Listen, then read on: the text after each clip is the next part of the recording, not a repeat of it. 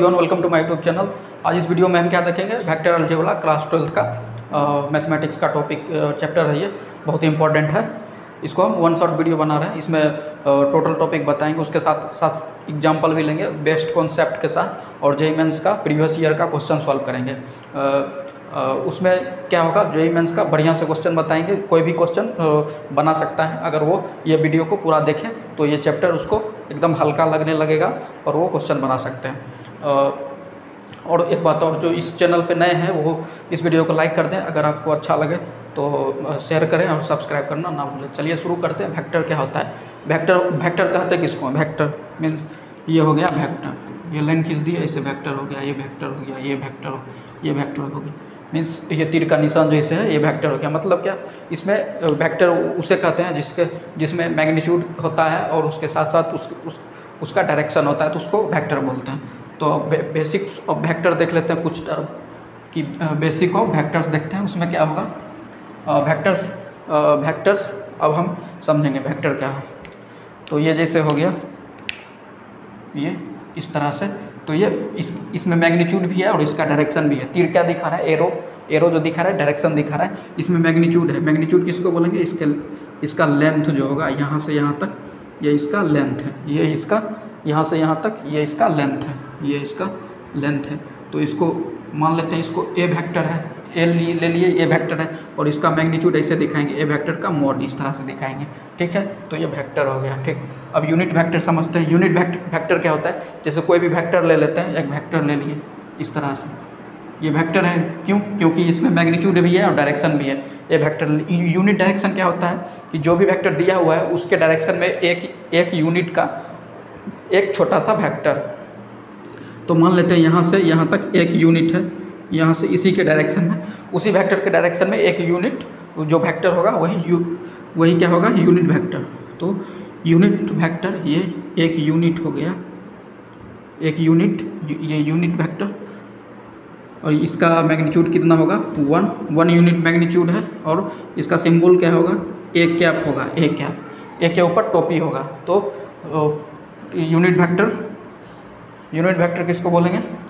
तो unit vector का क्या हो जाएगा? यूनिट वेक्टर क्या, अभी एग्जाम पर डेफिनेशन क्या बोले कि कोई वेक्टर दिया हुआ है उसके डायरेक्शन में ही एक वन यूनिट का जो वेक्टर आएगा उसी को यूनिट वेक्टर बोलते हैं। तो ए कैप इक्वल टू क्या हो जाएगा? ए वेक्टर डिवाइडेड बाय इसका मैग्नीट्यूड, तो उसको यूनिट वेक्टर बोलेंगे। ठीक है, A cap equal to A vector divided by उस वेक्टर का मैग्नीट्यूड, तो यूनिट वेक्टर हो जाएगा। ठीक है, अब अगला पॉइंट क्या है?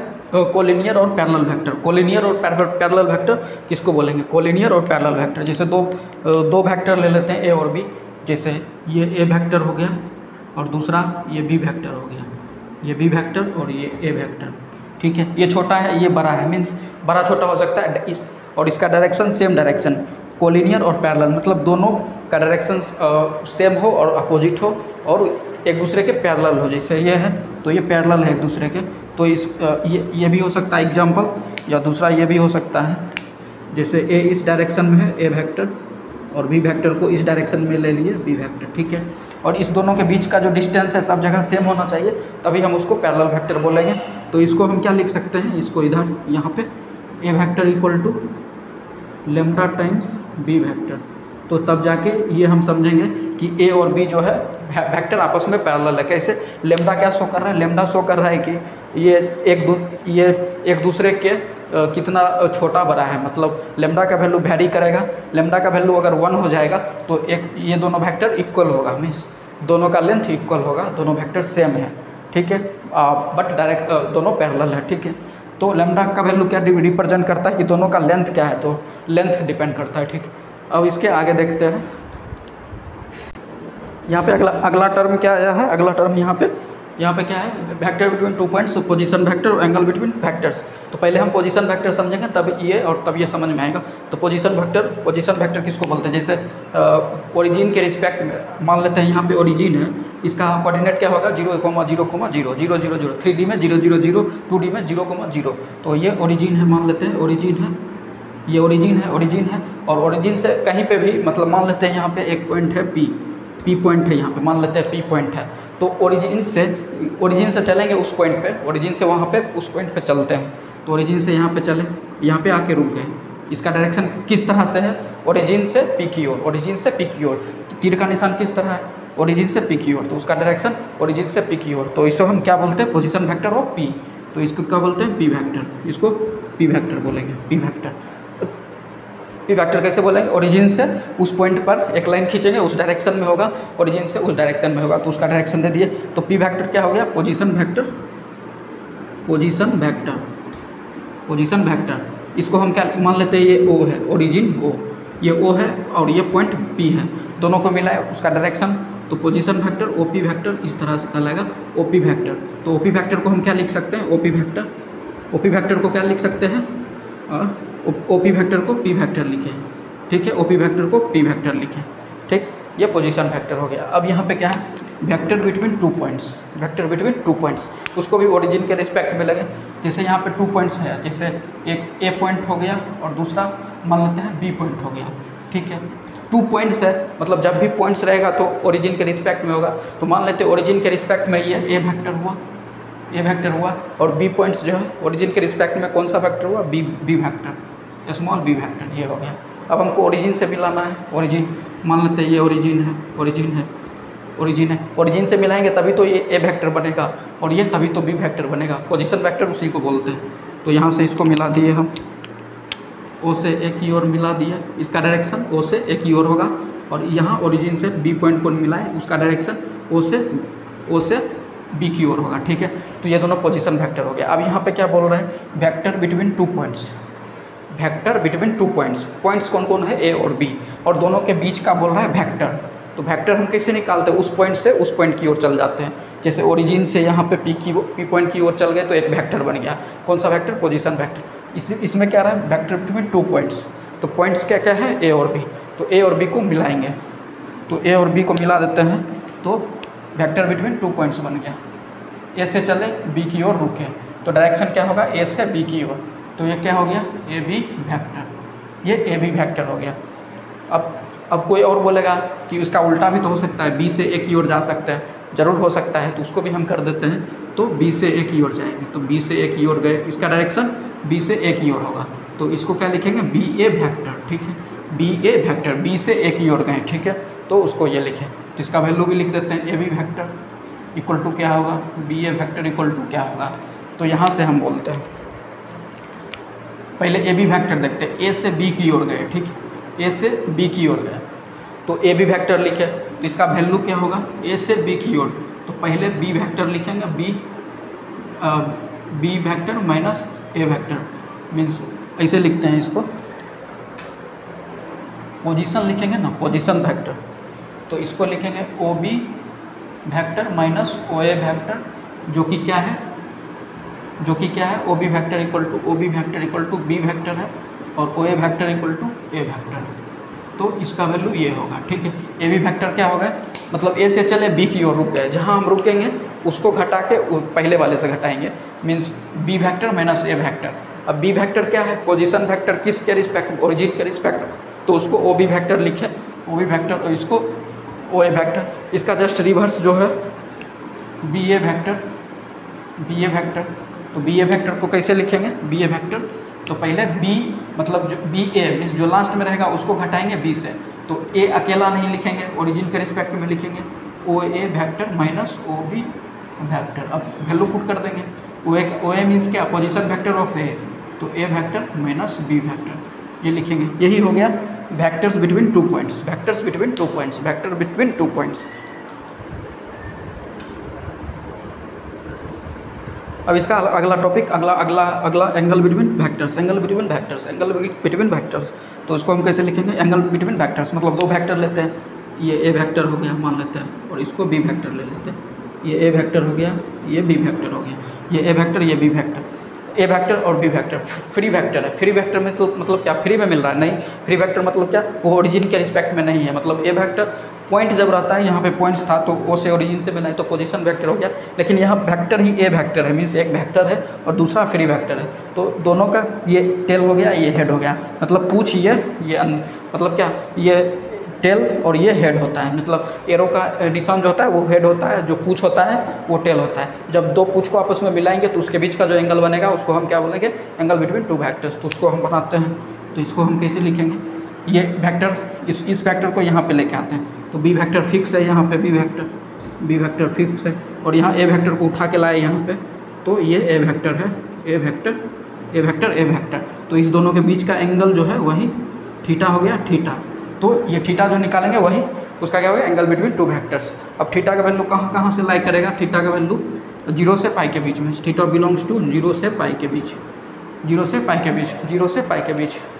ठीक है, थीटा का वैल्यू कहाँ से कहाँ बिलोंग करेगा, 0 से पाई के बीच, और ये क्लोज ब्रैकेट होगा क्योंकि 0 इंक्लूड होगा और पाई भी इंक्लूड होगा। मतलब ये थीटा 0 से आएगा और 180 डिग्री, ये 0 से 180 डिग्री के बीच में जो उसका वैल्यू आएगा। ठीक है, अब अगला देखते हैं टॉपिक्स। तो चलिए यहाँ पे चलते हैं ट्रायंगल लॉ ऑफ एडिशन, और दूसरा क्या है, पैरेलल लॉ ऑफ एडिशन। तो पैरेललोग्राम लॉ ऑफ एडिशन दोनों बहुत ही इंपॉर्टेंट है वेक्टर में बहुत ही इंपॉर्टेंट। तो समझते हैं triangle law of addition. Triangle means त्रिभुज, मतलब ट्रायंगल मीन्स इस तरह से बनना चाहिए। ठीक है, तो यहाँ पे ये कंडीशन होना चाहिए, एक का सर मतलब हेड, एक का हेड दूसरे का टेल मतलब पूछ, ऐसे होना चाहिए। क्या मतलब, एक का सर दूसरे की पूछ, मीन्स पहला ए वेक्टर और दूसरा बी वेक्टर, मतलब एक का सर ए वेक्टर जो है उसका हेड और दूसरा वेक्टर का टेल आपस में मिलना चाहिए। एक का हेड और दूसरे का टेल, ये टेल हो गया पूछ, और फर्स्ट का क्या है, हेड, ये दोनों आपस में मिलना चाहिए तभी ट्रायंगल लॉ लगा पाएंगे। तो ये जो तीसरा लाइन खींचेंगे वो उससे जो बनेगा वो उसका रिजल्टेंट होगा, तो इसको मिलाएंगे, ए से बी की ओर मिलाएंगे, ए से बी की ओर, तो इस डायरेक्शन में मिलाएंगे, मतलब ए से बी, मतलब इसका जो टेल है टेल से मिलेगा और इसका हेड जो है हेड से मिलेगा, तो ये रिजल्टेंट हो गया, मतलब इसका resultant. Triangle law of addition, इसी को बोलते हैं triangle law of addition. Addition means दोनों वेक्टर को जोड़ देंगे ए और बी, तो उसका रिजल्टेंट हो गया ए प्लस बी वेक्टर, यही आंसर हो गया। ठीक, क्या किए हैं ट्रायंगल लॉ ऑफ एडिशन में, तो पहले इस कंडीशन में होना चाहिए, इस कंडीशन फर्स्ट का हेड और सेकेंड का टेल आपस में मिलना चाहिए, फर्स्ट का हेड सेकेंड का टेल, तो ये फर्स्ट वेक्टर हो गया, ये बी वेक्टर हो गया, फर्स्ट का हेड सेकेंड का टेल मिला। ठीक है, और अब जो दोनों जो बच गया उसको मिलाएंगे, कैसे मिलाएंगे, जो फर्स्ट वेक्टर का पूछ है उसके पूछ से दूसरे वेक्टर का जो हेड है उसके हेड से, तो फर्स्ट वेक्टर का पूछ दूसरे वेक्टर के हेड से, मतलब ये हेड हो गया, ये टेल हो गया, तो मिलाए तो ये ए वेक्टर प्लस बी वेक्टर हो गया, यही क्या हो गया ट्रायंगल लॉ ऑफ एडिशन। अब आप समझते हैं पैरेलल लॉ ऑफ एडिशन, इसमें समझते हैं parallel law of addition. Parallel law of addition में क्या बोलेंगे, ट्रायंगल लॉ में क्या देखे थे, एक का सर दूसरे का पूछ, एक का मतलब हेड और दूसरे का टेल मिलना चाहिए, लेकिन पैरेललोग्राम में दोनों का टेल मिलना चाहिए, दोनों का पूछ मिलना चाहिए, मतलब दोनों का टेल मिलना चाहिए। तो दोनों का टेल कैसे मिलेगा, एक ये वेक्टर हो गया और दूसरा ये वेक्टर हो गया। ठीक है, ये ए वेक्टर हो गया और ये बी वेक्टर हो गया, दोनों का पूछ मिलना चाहिए, मतलब दोनों का टेल मिलना चाहिए, मिल गया। अगर ऐसा कंडीशन नहीं है तो उसमें पहले बदलेंगे, उसको उस फॉर्म में पहले बदलेंगे, उसके बाद पैरेलल लॉ ऑफ एडिशन लगाएंगे। ठीक है, तो अब इसमें क्या करेंगे, ये दोनों को दो एडजेसेंट साइड मानते हुए पैरेललोग्राम बनाएंगे, दोनों को दो एडजेसेंट साइड मानते हुए एक पैरेललोग्राम बनाएंगे। ठीक है, इसको इस तरह से दो एडजेसेंट साइड मानते हुए, और इसको यहाँ से पैरेललोग्राम बन गया। ठीक है, दो पैरेललोग्राम बन गया। अब जो दोनों का टेल जो है वहाँ से यहाँ से एक लाइन खींचेंगे, यहाँ से एक लाइन खींचे, एक वेक्टर, ये इसी यहाँ टेल और यहाँ हेड, दो मीन्स ए और बी वेक्टर का जो टेल है वहाँ से एक लाइन खींचे, एक तीर खींचे, वहाँ से पैरेलल इस कोना में मिलाया, तो यही जो हो गया, ये क्या हो गया पैरेलल लॉ ऑफ एडिशन। तो इसका वैल्यू क्या होगा, A vector plus B vector, parallelogram. ठीक, क्या किए हैं, दो वेक्टर का टेल मिलना चाहिए तभी पैरेललोग्राम लॉ ऑफ एडिशन लगा पाएंगे, और दोनों को एडजेसेंट साइड मानते हुए पैरेललोग्राम बनाएंगे। मीन्स इसको यहाँ से खिसकाएंगे, इधर लेके आएंगे, और इसको खिसकाते हुए ऊपर लेके जाएंगे, और दोनों को डॉटेड लाइन से मिला देंगे, और यहाँ जो दोनों टेल का जो मीन्स यहाँ से एक लाइन खींचेंगे, वो क्या होगा, पैरेलल रिजल्टेंट वेक्टर होगा। ठीक है, अब इस पर एक जेईई मेंस का सवाल आया था, वो उसको हम समझते हैं। यहाँ पे जेईई मेंस का क्वेश्चन, इस कॉन्सेप्ट पे जेईई मेंस का क्वेश्चन सॉल्व करेंगे। उससे पहले पैरेललोग्राम का कुछ प्रॉपर्टीज समझ लेते हैं, उसका क्या होता है। तो यहाँ पे कुछ समझ लेते हैं प्रॉपर्टीज पैरेललोग्राम लॉ का। पैरेललोग्राम का पहले पैरेललोग्राम बना लेते हैं एक, ठीक है। ये ए वेक्टर हो गया, ये बी वेक्टर हो गया, ठीक है। पैरेललोग्राम कैसे बनाते हैं, दो एडजेसेंट को आपस में बढ़ाते हैं इस तरह से, तो ये हो गया, ठीक है। पहले इससे पहले पैरेललोग्राम बना लेते हैं, इस तरह से पैरेललोग्राम बनता है, ठीक। और ये पैरेललोग्राम का जो डायगोनल होता है एक दूसरे को बाइसेक्ट करता है, नॉट परपेंडिकुलर बाइसेक्टर होता है, बस बाइसेक्टर होता है, एक दूसरे को बाइसेक्ट करता है। तो इसका प्रॉपर्टीज़ क्या होता है, इस पैरेललोग्राम के दोनों डायगोनल एक दूसरे को आपस में बाइसेक्ट करते हैं, मतलब ये बाइसेक्ट करते हैं, मीन्स एक दूसरे को बाइसेक्ट करते हैं, मीन्स इसका जो लेंथ होगा वही इसका होगा, या मतलब इसका जो लेंथ होगा वही इसका लेंथ होगा, मतलब एक दूसरे के बाइसेक्टर होते हैं, नॉट परपेंडिकुलर बाइसेक्टर, सिर्फ बाइसेक्टर होते हैं। तो यहाँ पे समझते हैं, यहाँ से एक मतलब डायगोनल बनाते हैं, यहाँ से ये डायगोनल हो गया और ये भी डायगोनल हो गया।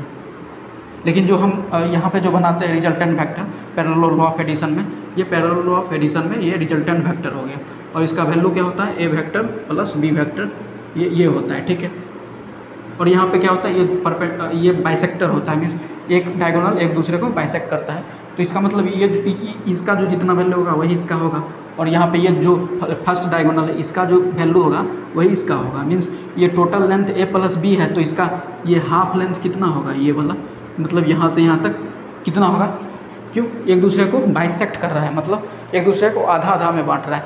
टोटल ए प्लस बी है तो उसका आधा क्या होगा, A plus B by 2, A vector plus B vector by 2, इसका वैल्यू होगा, इतना का वैल्यू होगा। इसी कॉन्सेप्ट इसको अगर हम इस तरह से बनाएं और सबको मिटा के इस तरह से बनाएं, सिर्फ ये ए वेक्टर हो गया और ये बी वेक्टर हो गया, ठीक है। और इसको इस तरह से मैच यहाँ से सिर्फ यहाँ कर दिए और इसको यहाँ से मिला दिए, तो हमको इसका लेंथ फाइंड करना रहेगा। इसका मतलब हमको समझ में आ रहा है क्या है, ये इसको मिटा दिए, यहाँ से मिटा दिए, तो ये आधा हम बनाए, तो इसका वैल्यू क्या होगा, A vector plus B vector by 2, यही होगा। कैसे, क्योंकि ये एक डायगोनल है, ये डायगोनल है, और ये डायगोनल को हम पूरा नहीं बनाए, आधा बनाए हैं, तो ये डायगोनल आपस में बराबर होंगे, तो ये भी तो डायगोनल आपस में बराबर होंगे, इधर जो खींचेंगे। ये टोटल लेंथ क्या होता था, यहाँ से हम पढ़े हैं A vector plus B vector, तो इसका आधा क्या होगा, A vector plus B vector by 2। तो एक क्वेश्चन सॉल्व करते हैं। तो यहाँ पे एक जेईई मेंस का क्वेश्चन लिया है, जेईई मेंस 2013 का है, JEE mains 2013, JEE mains 2013, JEE mains 2013 का क्वेश्चन है, जेईई मेंस 2013। क्वेश्चन क्या है, if the vectors A B equal to इतना and A C equal to इतना are the sides of triangle, then the length of median through A is.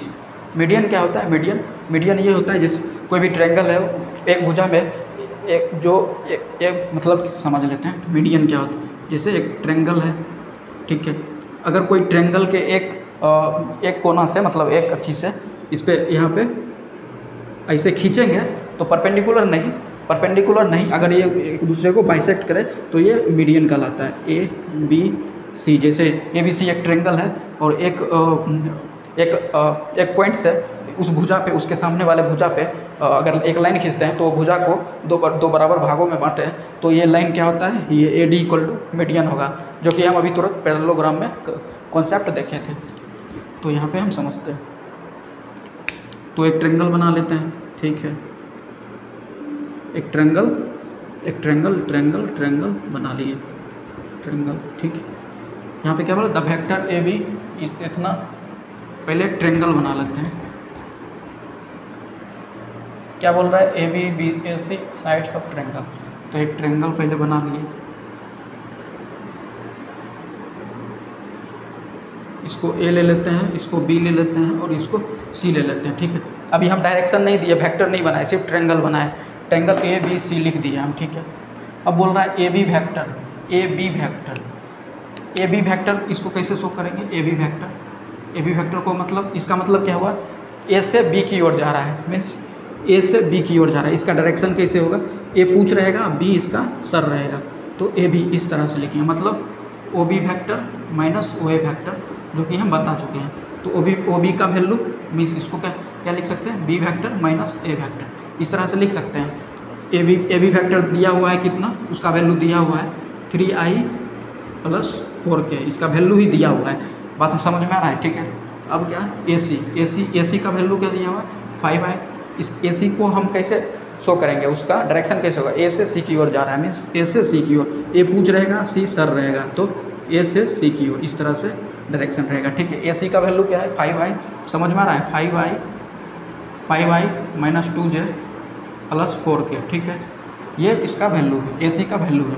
अब बोल रहा है ये ठीक है ट्रायंगल है, then length of the median through A, मतलब ए से मीडियन जो खींचेंगे, अभी तुरंत बताए थे मीडियन अगर किसी भी पॉइंट से उस सामने वाले भुजा की ओर खींचा जाए और वो भुजा जो है, वो साइड जो है आपस में बाइसेक्ट करे, तो बाइसेक्ट करे, बराबर भागों में बांटे, तो ये जो ए और डी जो ए डी जो होगा ये मीडियन होगा, और हमको ए डी का वैल्यू फाइंड करना है, ए डी का लेंथ। तो A D vector equal to what, इसका मैग्नीट्यूड वाट, मीन्स हम समझ गए। ये कब होता है, पैरेललोग्राम लॉ में हम बताए थे, इसको पैरेललोग्राम बनाएंगे, ठीक है, इस तरह से बनाएंगे और इसको ये इस तरह से खींचेंगे, मतलब क्या हो गया, ये ए और यहाँ से खींचेंगे एक, और क्या हो गया डायगोनल हो गया, जो रिजल्टेंट ऑफ ए और बी वेक्टर है, मीन्स ये वेक्टर और ये वेक्टर का रिजल्टेंट होता है। तो इसका आधा वैल्यू क्या होगा, ये दोनों वेक्टर का सम का हाफ, मीन्स ये दोनों सम का हाफ। तो A D vector equal to क्या होगा, A B vector plus A C vector upon 2, जो कि हम कॉन्सेप्ट पढ़े हुए हैं पैरेललोग्राम लॉ। तो इसको हम जोड़ के डिवाइड कर देंगे 2 से, तो जोड़ते हैं, क्या हो गया 5 3 8i, और ये -2j, जे का नहीं है यहाँ पे, के का है, 4 4 8 + 8k बाई 2, इसको सॉल्व करेंगे तो 4i - j + 4k, ये किसका वैल्यू, ए डी का। मैग्नीट्यूड कैसे निकालेंगे, इसका कोफिशिएंट का स्क्वायर, 4 चौक 16 + 1 का स्क्वायर 1 + 16 32 √33, किसमें है सी, इसका ऑप्शन क्या हो गया सी हो गया, ठीक है। तो आप समझ गए होंगे, ठीक है। अगला देखते हैं, तो यहाँ पे डॉट प्रोडक्ट समझते हैं। डॉट प्रोडक्ट मीन्स दो वेक्टर के बीच का जो एंगल निकालेंगे वो डॉट प्रोडक्ट होता है, मीन्स डॉट प्रोडक्ट क्या होता है, मेनली दो वेक्टर के बीच का एंगल निकालते हैं। तो हम अभी तुरंत बता चुके हैं कि दो वेक्टर का जब हम एंगल निकालते हैं तो दोनों का टेल मिलना चाहिए, दोनों का पूछ मिलना चाहिए। मान लेते हैं यहाँ पे एक ये वेक्टर हो गया, ये और ये बी, ये ए वेक्टर हो गया, ये बी वेक्टर। तो ये दोनों बीच के एंगल जो होगा, इसका बीच का एंगल, इसको थीटा बोलते हैं। और थीटा जो है कहाँ से कहाँ लाई करेगा, पाई से 0 से पाई के बीच में। ये अगर ठीक है, यहाँ तो ये समझ गए, 0 से थीटा जो है 0 से पाई के बीच में लाई करेगा, मतलब फर्स्ट कोऑर्डिनेट और सेकेंड कोऑर्डिनेट। और समझते हैं डॉट प्रोडक्ट, जैसे ए वेक्टर है, डॉट निकालेंगे, इसका साइन होता है बिंदी, डॉट की तरह A dot B equal to क्या लिखेंगे, दोनों का मैग्नीट्यूड मीन्स ए वेक्टर का मॉड इंटू बी वेक्टर का मॉड इंटू कॉस, और दोनों के बीच का एंगल थीटा है। इसी को ए डॉट प्रोडक्ट बोलते हैं। दो वेक्टर का dot product of two vectors क्या होता है, दोनों वेक्टर का इंडिविजुअली मैग्नीट्यूड उसको मल्टीप्लाई करेंगे इंटू दोनों के बीच का एंगल कॉस थीटा, ठीक है। तो ये डॉट प्रोडक्ट हो गया, आप समझते हैं। अब थीटा का वैल्यू 0 और पाई के बीच में है। अगर और समझते हैं, अगर हम जैसे हम ए डॉट बी फाइंड कर रहे हैं, मीन्स इसका प्रॉपर्टीज़ कुछ देखते हैं, ठीक है। कुछ प्रॉपर्टीज़ देखते हैं कुछ प्रॉपर्टीज़ मीन्स डॉट प्रोडक्ट का कुछ प्रॉपर्टीज़ देखते हैं जो कि क्वेश्चन में अप्लाई करेंगे उसको, ठीक है। तो प्रॉपर्टीज़ देखते हैं। ए डॉट बी अगर निकालते हैं, अगर उसका वैल्यू प्लस आ जाता है, पॉजिटिव आ जा रहा है, और ए डॉट बी निकालते हैं, उसका वैल्यू अगर निगेटिव आ जा रहा है, निगेटिव अगर आ जा रहा है, तो थीटा का वैल्यू क्या होगा, इस केस में थीटा एक्यूट होगा। एक्यूट एंगल किसको बोलते हैं, 0 से 90 के बीच में, 0 से 90 के बीच में होता है, उसको एक्यूट बोलते हैं। और यहाँ पे अगर ए डॉट बी निकालते हैं, उसका वैल्यू निगेटिव आ जा रहा है, तो थीटा क्या है, ऑब्ट्यूस एंगल होगा, मीन्स 90 पाई 2 से पाई के बीच में होगा, मीन्स सेकेंड क्वाड्रेंट में होगा। तो theta equal to obtuse angle कहलाएगा, ठीक है। ये प्रॉपर्टीज़ हो गया, ये प्रॉपर्टीज़ हो गया, ठीक है।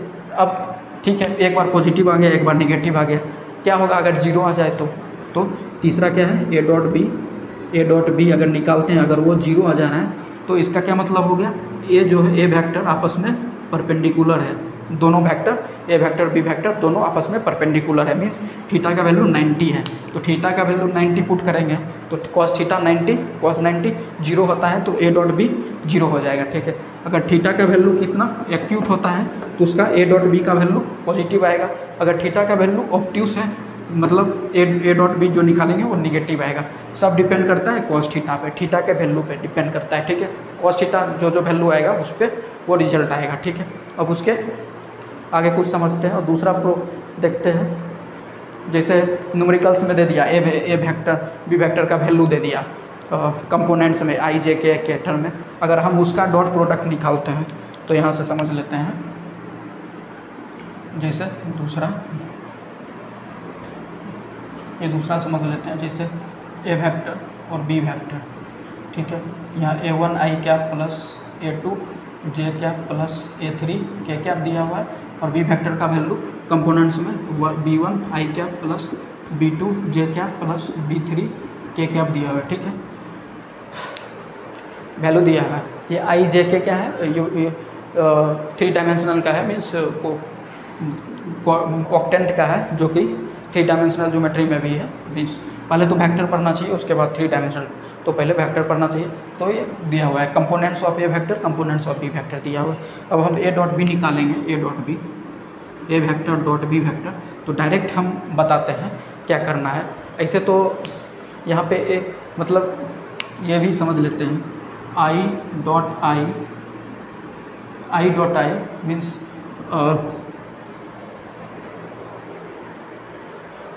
आई जे की क्या है, I unit vector of X Y Z axis, unit vector of X Y Z axis, X axis को आई कहते हैं, वाई एक्सिस को यूनिट वेक्टर को जे कहते हैं और जेड को के कहते हैं। और अगर हम ये यूनिट वेक्टर का मैग्नीट्यूड निकालेंगे उसका वैल्यू 1 होता है, ये सब याद रहना है। और I dot I equal to J dot J equal to K dot K equal to कितना होगा, 1 होगा। कैसे 1 होगा, यहाँ पे डॉट प्रोडक्ट निकालते हैं आई डॉट आई, तो आई का स्क्वायर 1 आई का square 1 cos I dot I means दोनों के बीच का एंगल 0 है। कैसे, आई भी एक्स एक्सिस पे है और आई भी एक, दोनों मतलब सेम वेक्टर है तो उसका दोनों के बीच का एंगल 0 होगा, तो कॉस 0 का वैल्यू क्या होता है 1 होता है। तो ये भी 1 ये भी 1 और ये भी 1 सब मिला के 1 मीन्स ये सब इसका वैल्यू इक्वल टू 1 होता है, ठीक। अगर दूसरे के साथ आए मीन्स आई डॉट जे आए या आई जे डॉट के आए या के डॉट आई आए या फिर आई डॉट के आए या मतलब उलट पुलट रहे तो इसका वैल्यू 0 होता है, 0। अब इसका वैल्यू 0 कैसे होता है वो समझते हैं। आई और जे के बीच का एंगल क्या है, आई क्या है एक्स एक्सिस पे, जे क्या है वाई एक्सिस पे, यूनिट वेक्टर, ठीक है। दोनों के बीच का एंगल 90 डिग्री, क्यों, क्योंकि एक्स वाई जेड के बीच 90 डिग्री होता है। कॉस 90 का वैल्यू 0, इसका मतलब इसका डॉट प्रोडक्ट निकालेंगे तो 0 होगा सबका, ठीक है। इतना हम ये दोनों याद रखना है, तभी जाके हम डॉट प्रोडक्ट आसानी से निकालेंगे। तो यहाँ पे तो ये समझ गए। अगर हम ये दोनों को इंडिविजुअली मल्टीप्लाई करते जाएंगे तो इस टर्म में जो आएगा उसका वैल्यू 0 होगा, बाकी इस टर्म में आएगा वही उसी का वैल्यू होगा, ठीक है। तो इसका डायरेक्ट ये समझते हैं, आई के कोफिशिएंट को मल्टीप्लाई कर देंगे और जे के कोफिशिएंट को मल्टीप्लाई करेंगे, के का कोफिशिएंट को एक दूसरे को मल्टीप्लाई करेंगे। तो मल्टीप्लाई करके लिखते हैं A1 इंटू B1, फिर प्लस लिखेंगे, ठीक है, क्योंकि प्लस प्लस है प्लस लिखेंगे, और फिर यहाँ A2 इंटू B2 लिखेंगे प्लस A3 इंटू B3। क्यों प्लस प्लस, इसका कोफिशिएंट का साइन क्या है प्लस प्लस, इसलिए अगर क्वेश्चन में एक में माइनस एक में प्लस रहे तो माइनस हो जाएगा, प्लस माइनस माइनस, उस तरह से क्वेश्चन में देखना है। और यहाँ आई डॉट आई निकालेंगे ये दोनों को, आई डॉट आई तो उसका वैल्यू क्या होता है 1, जे डॉट जे 1, के डॉट के 1। इस तरह से इसका दो वेक्टर का डॉट प्रोडक्ट इस तरह से निकालेंगे। तो आगे न्यूमेरिकल्स में जो होगा बनाएंगे, उसके आगे टॉपिक देखते हैं। यहाँ पे एक इम्पॉर्टेंट पॉइंट देखते हैं, नोट क्या है।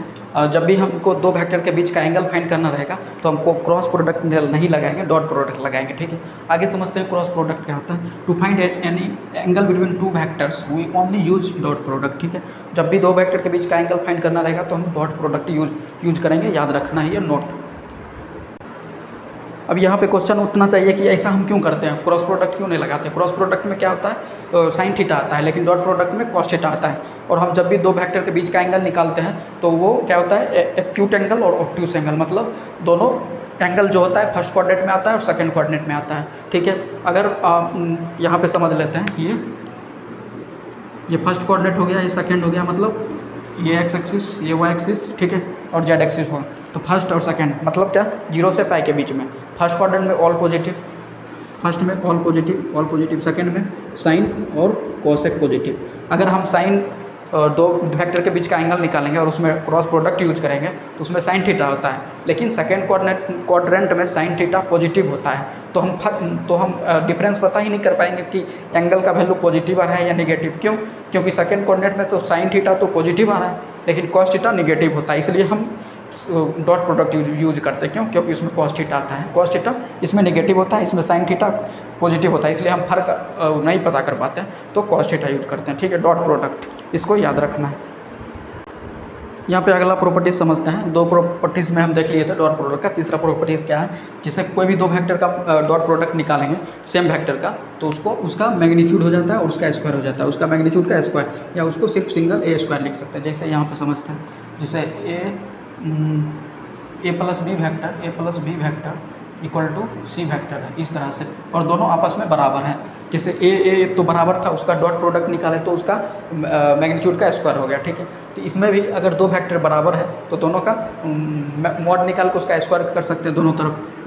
या इसको इस तरह से भी लिख सकते हैं, और A vector plus B vector का मॉड का square equal to C vector का स्क्वायर। ठीक है, इस तरह से लिख सकते हैं। दो वेक्टर आपस में बराबर हो तो उसका मैग्नीट्यूड निकाल के उसका स्क्वायर कर सकते हैं, मतलब दोनों बराबर ही होगा। ठीक है, तो जब भी इस तरह से रहे मैग्नीट्यूड का स्क्वायर, यहाँ पे दिया हुआ है मैग्नीट्यूड का स्क्वायर, उसको क्या लिख सकते हैं, उस वेक्टर का उस खुद वेक्टर के साथ डॉट प्रोडक्ट, उस वेक्टर का खुद वेक्टर के साथ डॉट प्रोडक्ट। मीन्स ये वेक्टर क्या है, ए प्लस बी वेक्टर।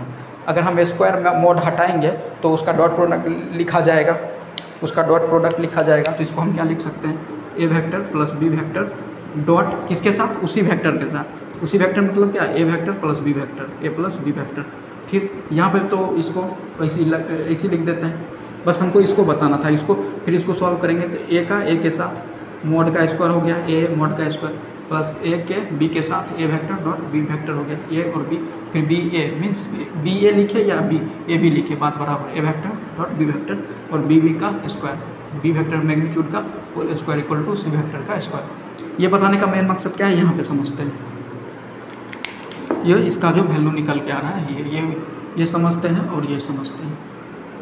मीन्स क्या है, जैसे ए प्लस बी वेक्टर का स्क्वायर है, दो वेक्टर के सम का स्क्वायर लिखते हैं, तो मतलब हो क्या रहा है, इसका स्क्वायर कर रहा है। तो हम बताए थे जब भी उस मैग्नीट्यूड का स्क्वायर निकालते हैं, उस वेक्टर के मैग्नीट्यूड का स्क्वायर निकालते हैं, तो या तो स्क्वायर निकाल या उस दोनों के वेक्टर के खुद का डॉट प्रोडक्ट निकाल देते हैं। तो A plus B vector dot product of self, means उसी वेक्टर का डॉट प्रोडक्ट निकालते हैं। अब एक एक करके मल्टीप्लाई करेंगे, ए का स्क्वायर हो गया मैग्नीट्यूड का स्क्वायर, ए और बी का डॉट मीन्स ऐसे होगा, करेंगे सॉल्व तो ये आएगा। ठीक है, ये समझिए। अब तीन वेक्टर का सम का स्क्वायर है, तो उसको भी 3 बार मल्टीप्लाई करेंगे, डॉट प्रोडक्ट निकालेंगे, उसका जो वैल्यू निकल के आएगा ये निकल के आएगा। मतलब ए बी सी का इंडिविजुअली मैग्नीट्यूड का स्क्वायर का सम, ए मैग्नीट्यूड का स्क्वायर बी सी का स्क्वायर। ठीक है, प्लस इस क्रम में लिखेगा, ए बी सी स्टार्ट हो रहा है तो दो वेक्टर का डॉट प्रोडक्ट होगा, 2 into A dot B plus 2 into यहाँ बी हुआ, फिर बी से स्टार्ट होगा next vector C, 2 dot 2 B vector dot C vector plus 2, अब सी खत्म हुआ तो सी डॉट ए वेक्टर, इस तरह से होगा। इसको याद रखना है, ये प्रॉपर्टीज है, ये क्वेश्चन में यूज होगा। अब आगे देखते हैं।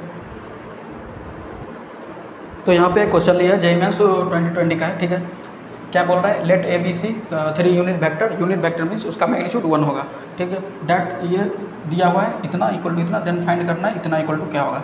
तो ये इक्वल टू इतना दिया है, तो इसको सिंप्लीफाई करते हैं।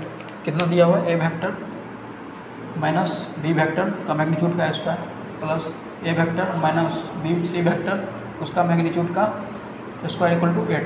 तो ए माइनस बी का होल स्क्वायर पर तुरंत, जो अभी हम तुरंत प्रॉपर्टीज बताए थे, तो मैग्नीट्यूड ऑफ ए का square plus magnitude of B का स्क्वायर, ए माइनस बी का whole square minus 2ab 2 into A into dot B. ठीक है, प्लस ये हो गया, फिर प्लस क्या होगा, magnitude of A square plus magnitude of C square plus minus है, यहाँ माइनस है तो -2a.c इक्वल टू 8 है। ये मीन्स बोल रहा है तीनों वेक्टर यूनिट वेक्टर, मतलब इसका मैग्नीट्यूड 1 होगा तो 1 का स्क्वायर 1 प्लस 1, फिर -2a.b, ठीक है, प्लस इसका 1 का स्क्वायर 1, फिर 1 का स्क्वायर 1 -2a.c इक्वल टू 8 दिया हुआ है, ठीक है। इसको 1 और 2 2 2 4 -2 कॉमन ले लिया यहाँ से तो बचा क्या 2 into A vector dot B vector plus यहाँ पे A vector dot C vector equal to 8 दिया हुआ है, ठीक है। ये इधर जाएगा तो 4 हो गया, 4 हो गया, तो मतलब A vector dot B vector plus A vector dot C vector equal to -2 answer, मतलब आंसर नहीं मीन्स ये निकल गया है। अब इस हमको फाइंड क्या करना है, इसका वैल्यू फाइंड करना है।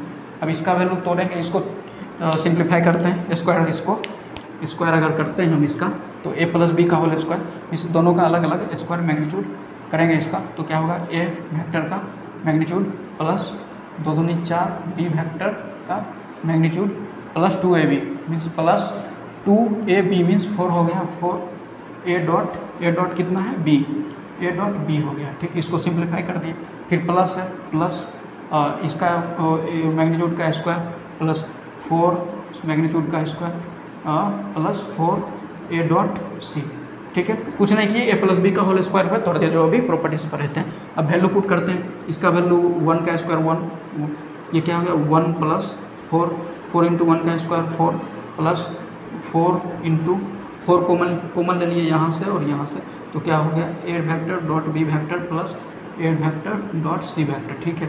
ये 1 हो गया और ये 4, 1 प्लस 4 तो 5 5, ये क्या हो गया 1 और 4 5 plus 5 10 plus 4 into A vector dot B vector plus A vector dot C vector. अब इसका वैल्यू पुट कर देंगे, यहाँ से क्या हो गया -2 तो 10 प्लस 4 गुना -2 मीन्स 4 मीन्स 10 - 8 मीन्स 2 आंसर, ठीक है, 2 आंसर हो गया, ठीक। अब इसके आगे देखते हैं, तो यहाँ पे नेक्स्ट टॉपिक क्या है, प्रोजेक्शन ऑफ वेक्टर्स। प्रोजेक्शन क्या होता है आप समझते हैं। जैसे यहाँ पे 2 वेक्टर ले लिए, एक ये वेक्टर ले लिए ए वेक्टर और दूसरा यहाँ पे बी वेक्टर ले लिए बी वेक्टर ले लिए, ठीक है। अब जो प्रोजेक्शन कैसे निकालेंगे, ठीक है, यहाँ पे इसको टेल से टेल मिला दिए, डॉटेड लाइन से इसको टेल से टेल मिला दिए, ठीक है, ये वेक्टर से टेल मिला दिए, ठीक है। अब जो ये जो पैरेलल, इसके पैरेलल में यहाँ से एक लाइन खींचते हैं जहाँ से ये ख़त्म हो रहा है, मीन्स यहाँ जहाँ से डॉटेड लाइन हम शुरू किए हैं, इसको ठीक से लिख देते हैं, इसको हम ठीक से लिख देते हैं डॉटेड लाइन, ये बी वेक्टर हो गया, ये डॉटेड लाइन, ठीक। मान लेते दोनों के बीच का एंगल थीटा है, थीटा। अब क्या हुआ है, जहाँ से डॉटेड लाइन हम दिए हैं वहाँ से इसके पैरेलल में एक लाइन खींचते हैं, एक पैरेलल में लाइन खींच दी है, ठीक है। अब जो ये थीटा है, ये ज्योमेट्री से ये भी थीटा होगा, दोनों सेम होगा, ठीक है, ज्योमेट्री से हम जानते हैं ये थीटा होगा। अब प्रोजेक्शन क्या होता है, प्रोजेक्शन क्या होता है, ये जो वेक्टर है ए वेक्टर, इसका परछाई इस वेक्टर पे हम जो निकालेंगे, इस वेक्टर पे मतलब इसका परछाई यहाँ से मीन्स ये परछाई ऐसे यहाँ से सूर्य की किरण यहाँ पे पड़ेगी तो इसका परछाई, ये वेक्टर है इतना दूर तक ही, इसका परछाई बी वेक्टर पे ऐसे गिरेगा, परपेंडिकुलर गिरेगा इसका परछाई, तो ऐसे गिरेगा, तो यहाँ से शुरू होगा, यहाँ से यहाँ पे इस पे आएगा और ख़त्म कहाँ से होगा, यहाँ से इस पे यहाँ पे ख़त्म होगा। तो ये जो लेंथ हुआ, ये जो इस यहाँ से यहाँ तक, यही projection of A on B, projection of A on B, यही हुआ projection of A on B. तो इसको हम अलग से समझते हैं, ये क्या होगा 90 डिग्री इस पर परपेंडिकुलर होगा, ये भी परपेंडिकुलर होगा, तो ये यहाँ से यहाँ तक एक ट्रायंगल बना रहा है, मीन्स इसको यहाँ से लेके आते हैं तो ये ए वेक्टर हो गया और ये ट्रायंगल बना रहा है, यहाँ से ये परपेंडिकुलर है और ये ए वेक्टर है और ये यहाँ पे थीटा है, ठीक है, थीटा है। तो ये जो ये वैल्यू जो निकल के आ रहा है यहाँ पे, ये यही प्रोजेक्शन ऑफ ए है, projection of A on B, means इसका परछाई यहाँ पे निकल रहा है, सॉरी ये जो वैल्यू निकल के आ रहा है ये यही प्रोजेक्शन हुआ, इसका मतलब जो वैल्यू इसका होगा वही वैल्यू इसका होगा। इसका मतलब प्रोजेक्शन जो ये होगा सेम टू सेम यही प्रोजेक्शन हुआ। तो इसका वैल्यू हम कैसे निकालते हैं, ये एक राइट एंगल ट्रायंगल बन गया है यहाँ पे, तो इसको अलग से लेते हैं, राइट एंगल ट्रायंगल बन गया, ठीक है। अब यहाँ पे कॉस थीटा लिखते हैं, तो कॉस थीटा का वैल्यू निकालते हैं। कॉस थीटा इक्वल टू क्या होगा, b/h होता है, तो b का वैल्यू, ये प्रोजेक्शन है, इसको प्रोजेक्शन है ये, ठीक है, projection. Cos theta equal to क्या होगा, cos theta b base by hypotenuse, means projection of a on b। इसका वैल्यू क्या है, projection of a on b, ठीक है, डिवाइडेड बाय हाइपोटेनियस क्या है, a वेक्टर, ठीक है। यहाँ से क्रॉस मल्टीप्लाई करेंगे तो इसका वैल्यू क्या निकलेगा, a cos theta equal to क्या होगा, projection of a vector on b vector. ये निकल के आ गया, ठीक है, समझ गए हम बात को, ठीक है, ये निकल के आ गया। अब इसमें यहाँ पे एक और समझते हैं, अगर हम ये दोनों के बीच का डॉट प्रोडक्ट निकालते हैं, a dot b vector, means ये दोनों वेक्टर के बीच का डॉट प्रोडक्ट निकालते हैं, तो क्या होता है, a वेक्टर का मैग्नीट्यूड इंटू b वेक्टर का मैग्नीट्यूड इंटू कॉस थीटा, इस तरह से कुछ होता है। यहाँ पे हम क्या बताएं, a वेक्टर, लेकिन यहाँ पे क्या होगा, मैग्नीट्यूड होगा। कि हम इसका लेंथ लिख रहे हैं ना, means cos theta means Pythagoras पर में से क्या होता है कि बेस का वैल्यू डिवाइडेड बाय ये हाइपोटेनियस का वैल्यू, मीन्स इसका मैग्नीट्यूड निकाल रहे हैं, मैग्नीट्यूड, ना कि ये मैग्नीट्यूड होता है, ठीक है, ये मैग्नीट्यूड होता है, मैग्नीट्यूड होता है, मैग्नीट्यूड होता है। क्यों, क्योंकि पाइथागोरस पर में से हम लगाते हैं उसका वैल्यू निकालते हैं, ठीक। तो सीधा सा समझते हैं इसको ऐसे प्रोजेक्शन कैसे निकालेंगे, a cos थीटा, अगर a sin थीटा रहेगा तो ऐसे होगा, a sin थीटा इस तरह से होगा, और यहाँ a वेक्टर है और ये थीटा है, तो a cos थीटा नीचे आएगा और a sin थीटा इसके परपेंडिकुलर, तो ऐसे होगा, ठीक। तो सीधा सा शॉर्टकट है ये। तो यहाँ पे लॉन्ग कट हम बता दिए हैं कैसे आ रहा है, ठीक। तो डॉट प्रोडक्ट निकाल दिए। अब इसमें इस तरह से ये करते हैं, a डॉट b वेक्टर, अगर हम b वेक्टर को इस साइड लेके आते हैं तो b वेक्टर का मैग्नीट्यूड इस साइड लेके आते हैं, तो यहाँ बचेगा क्या, a वेक्टर का मैग्नीट्यूड इंटू कॉस थीटा, इस तरह से ये बचेगा, ठीक। अब हम यहाँ से कुछ दिख रहा है, a वेक्टर का मैग्नीट्यूड इंटू कॉस थीटा क्या आ रहा है, a वेक्टर का magnitude into cos theta, projection of a on b, इसका वैल्यू क्या हो गया, projection of a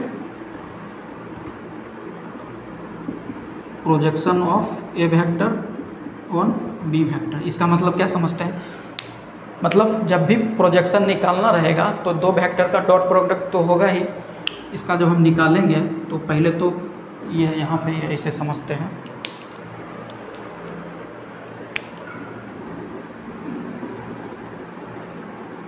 projection of a on b vector, इसका वैल्यू क्या होगा, और दूसरा projection of b vector on a vector क्या होगा, ठीक है। पहले तो जब भी निकालेंगे तो डॉट प्रोडक्ट होगा दो वेक्टर का, जिसके बीच निकाल रहे हैं, तो लिख देते हैं, तो इसका क्या होगा, a vector dot b vector, इसमें भी वही होगा, दो वेक्टर के बीच का डॉट प्रोडक्ट निकाल दिए। अब डिवाइड किससे करेंगे, इसमें भी डिवाइड किससे करेंगे, मैग्नीट्यूड ऑफ किसका, वो वेक्टर, किस वेक्टर से, जी यहाँ पे समझते हैं। यहाँ पे हम क्या देखें हैं, projection of a vector on b, means जिस पे हम प्रोजेक्शन निकाल रहे हैं उसका डिवीजन में उसका मैग्नीट्यूड होता है उस वेक्टर का। जैसे यहाँ पे मैग्नीट्यूड ऑफ b वेक्टर आ रहा है, तो ये वैल्यू किसका आया था, projection of a on b, means जिस वेक्टर का प्रोजेक्शन निकाल रहे हैं, जिस पे परछाई आएगा उसका मैग्नीट्यूड हम डिवीजन में लिखते हैं। तो डिवीजन में b लिखे तो इसका क्या मतलब हो गया, projection of a on b, तो इसका मतलब projection of a on b, on b है तो b का मैग्नीट्यूड लिखेंगे, b का मैग्नीट्यूड, ऑन क्या है, ऑन a, तो a का मैग्नीट्यूड लिखेंगे, तो यही प्रोजेक्शन का वैल्यू हो गया। इसको याद रखने का यही तरीका है।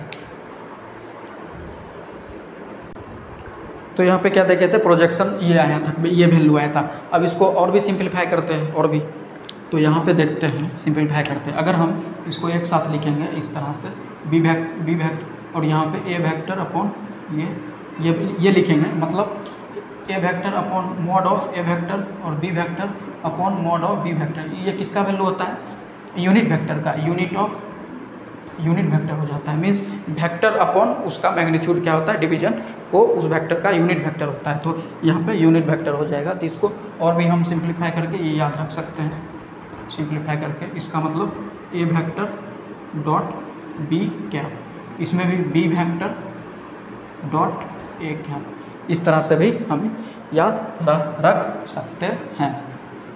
मीन्स यहाँ पे याद रखने का तरीका क्या है, हम बताए थे projection of A on B, means projection of कोई भी दो वेक्टर का निकालना रहे तो पहले तो दोनों वेक्टर का डॉट प्रोडक्ट निकालेंगे, डॉट प्रोडक्ट निकाल लिए। अब जिस पर परछाई पर जिस पर प्रोजेक्शन निकालना है, ऑन जिस पे निकालना रहेगा उसका मैग्नीट्यूड लिखेंगे। मीन्स बी पे निकालना है तो बी का मैग्नीट्यूड, और ए पे प्रोजेक्शन निकालना है तो ए का मैग्नीट्यूड। सेम उसी तरह से अगर जिस पे निकालना रहे उसका unit cap, means other vector A vector dot किसके साथ होगा, यूनिट वेक्टर ऑफ किसका, जिस पर प्रोजेक्शन निकालना रहेगा। सेम टू सेम इसमें भी ऑन इस पे, तो वही मीन्स यूनिट वेक्टर, उस तरह से आप याद रख सकते हैं।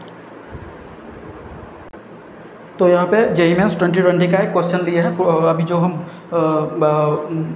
मीन्स थ्योरी जो बताए थे प्रोजेक्शन ऑफ टू वेक्टर, उस पर आधारित है, उस पर बेस्ड है। ठीक है, क्वेश्चन पढ़ते हैं। The projection of the line segment joining the points, दो पॉइंट्स को ज्वाइन करेंगे उससे जो वेक्टर बनता है उसका प्रोजेक्शन निकालना है, उस दो पॉइंट के फॉर्मेशन से जो वेक्टर बनता है। तो आप क्वेश्चन पढ़ सकते हैं, क्वेश्चन पढ़ के दो पॉइंट दिया हुआ है, एक यहाँ पे एक यहाँ पे, ज्वाइनिंग द पॉइंट्स कितना है, पॉइंट्स 1 - 1, 3, 1 - 1 3, ठीक है। दूसरा पॉइंट क्या है 2 - 4, 2 - 4 11, ठीक है, ठीक है, ये हम मान लिए। ठीक है, दूसरा क्या है, दूसरा लाइन क्या है, लाइन इसको मिला दिए, ये पॉइंट मिला दिए, मीन्स यहाँ से यहाँ मिलाए तो इसका डायरेक्शन ये लिए, यहाँ से यहाँ, ये एक वेक्टर बन गया। ठीक है, कुछ वेक्टर ले लेते हैं, मान लेते हैं ए वेक्टर बन गया इसके मिलने से।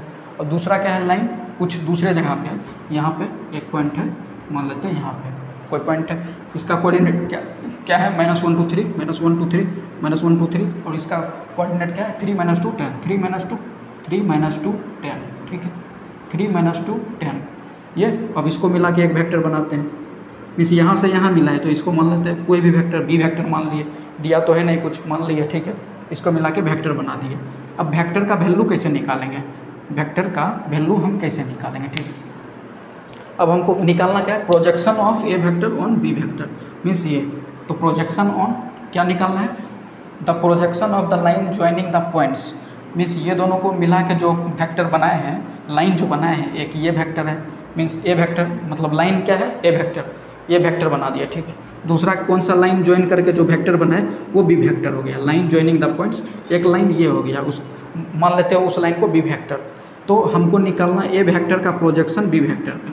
तो जब भी हम बताए थे दो वेक्टर के बीच का प्रोजेक्शन निकालना है तो दोनों के बीच का डॉट निकालेंगे पहले, तो डॉट निकालेंगे तो A vector dot B vector.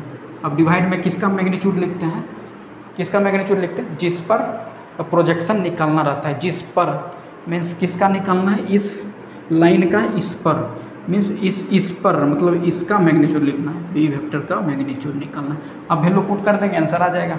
तो अब इसका वैल्यू निकालना है, तो वैल्यू निकालने के लिए हम क्या बोले हैं, यहाँ से यहाँ तक आ रहे हैं, मतलब जब ये सेक्शन फार्मूला में पढ़े होंगे, सेक्शन फार्मूला होता है ये सब, तो मतलब पढ़े होंगे, 10th में भी पढ़े हैं कि क्या होता है सेक्शन, मीन्स उसका लेंथ कैसे निकालते हैं, लेंथ कैसे निकालते हैं, x2 - x1 आई कैप प्लस y2 - y1 जे कैप प्लस z2 - z1 के कैप, मीन्स यहाँ 3 डायमेंशनल है तो एक और जेड जुट के, और क्या दिक्कत है, तो क्या करें किसी में से किसी को घटा देंगे, कोई दिक्कत नहीं है। x कोऑर्डिनेट में x को घटा के लिखते हैं, तो ए वेक्टर का वैल्यू कैसे निकालेंगे, ए वेक्टर का वैल्यू कैसे निकालते हैं, x में से x घटाएंगे, मीन्स 2 - 1 उसके साथ आई कैप लिखेंगे। ठीक है, क्योंकि x में आई कैप लिखते हैं, प्लस फिर किसको में हम इधर से इसको घटा रहे हैं, मीन्स अब -4 को -3 घटाएंगे, -4 में से -1 घटाएं, फिर इसको जे कैप लिखें, क्यों,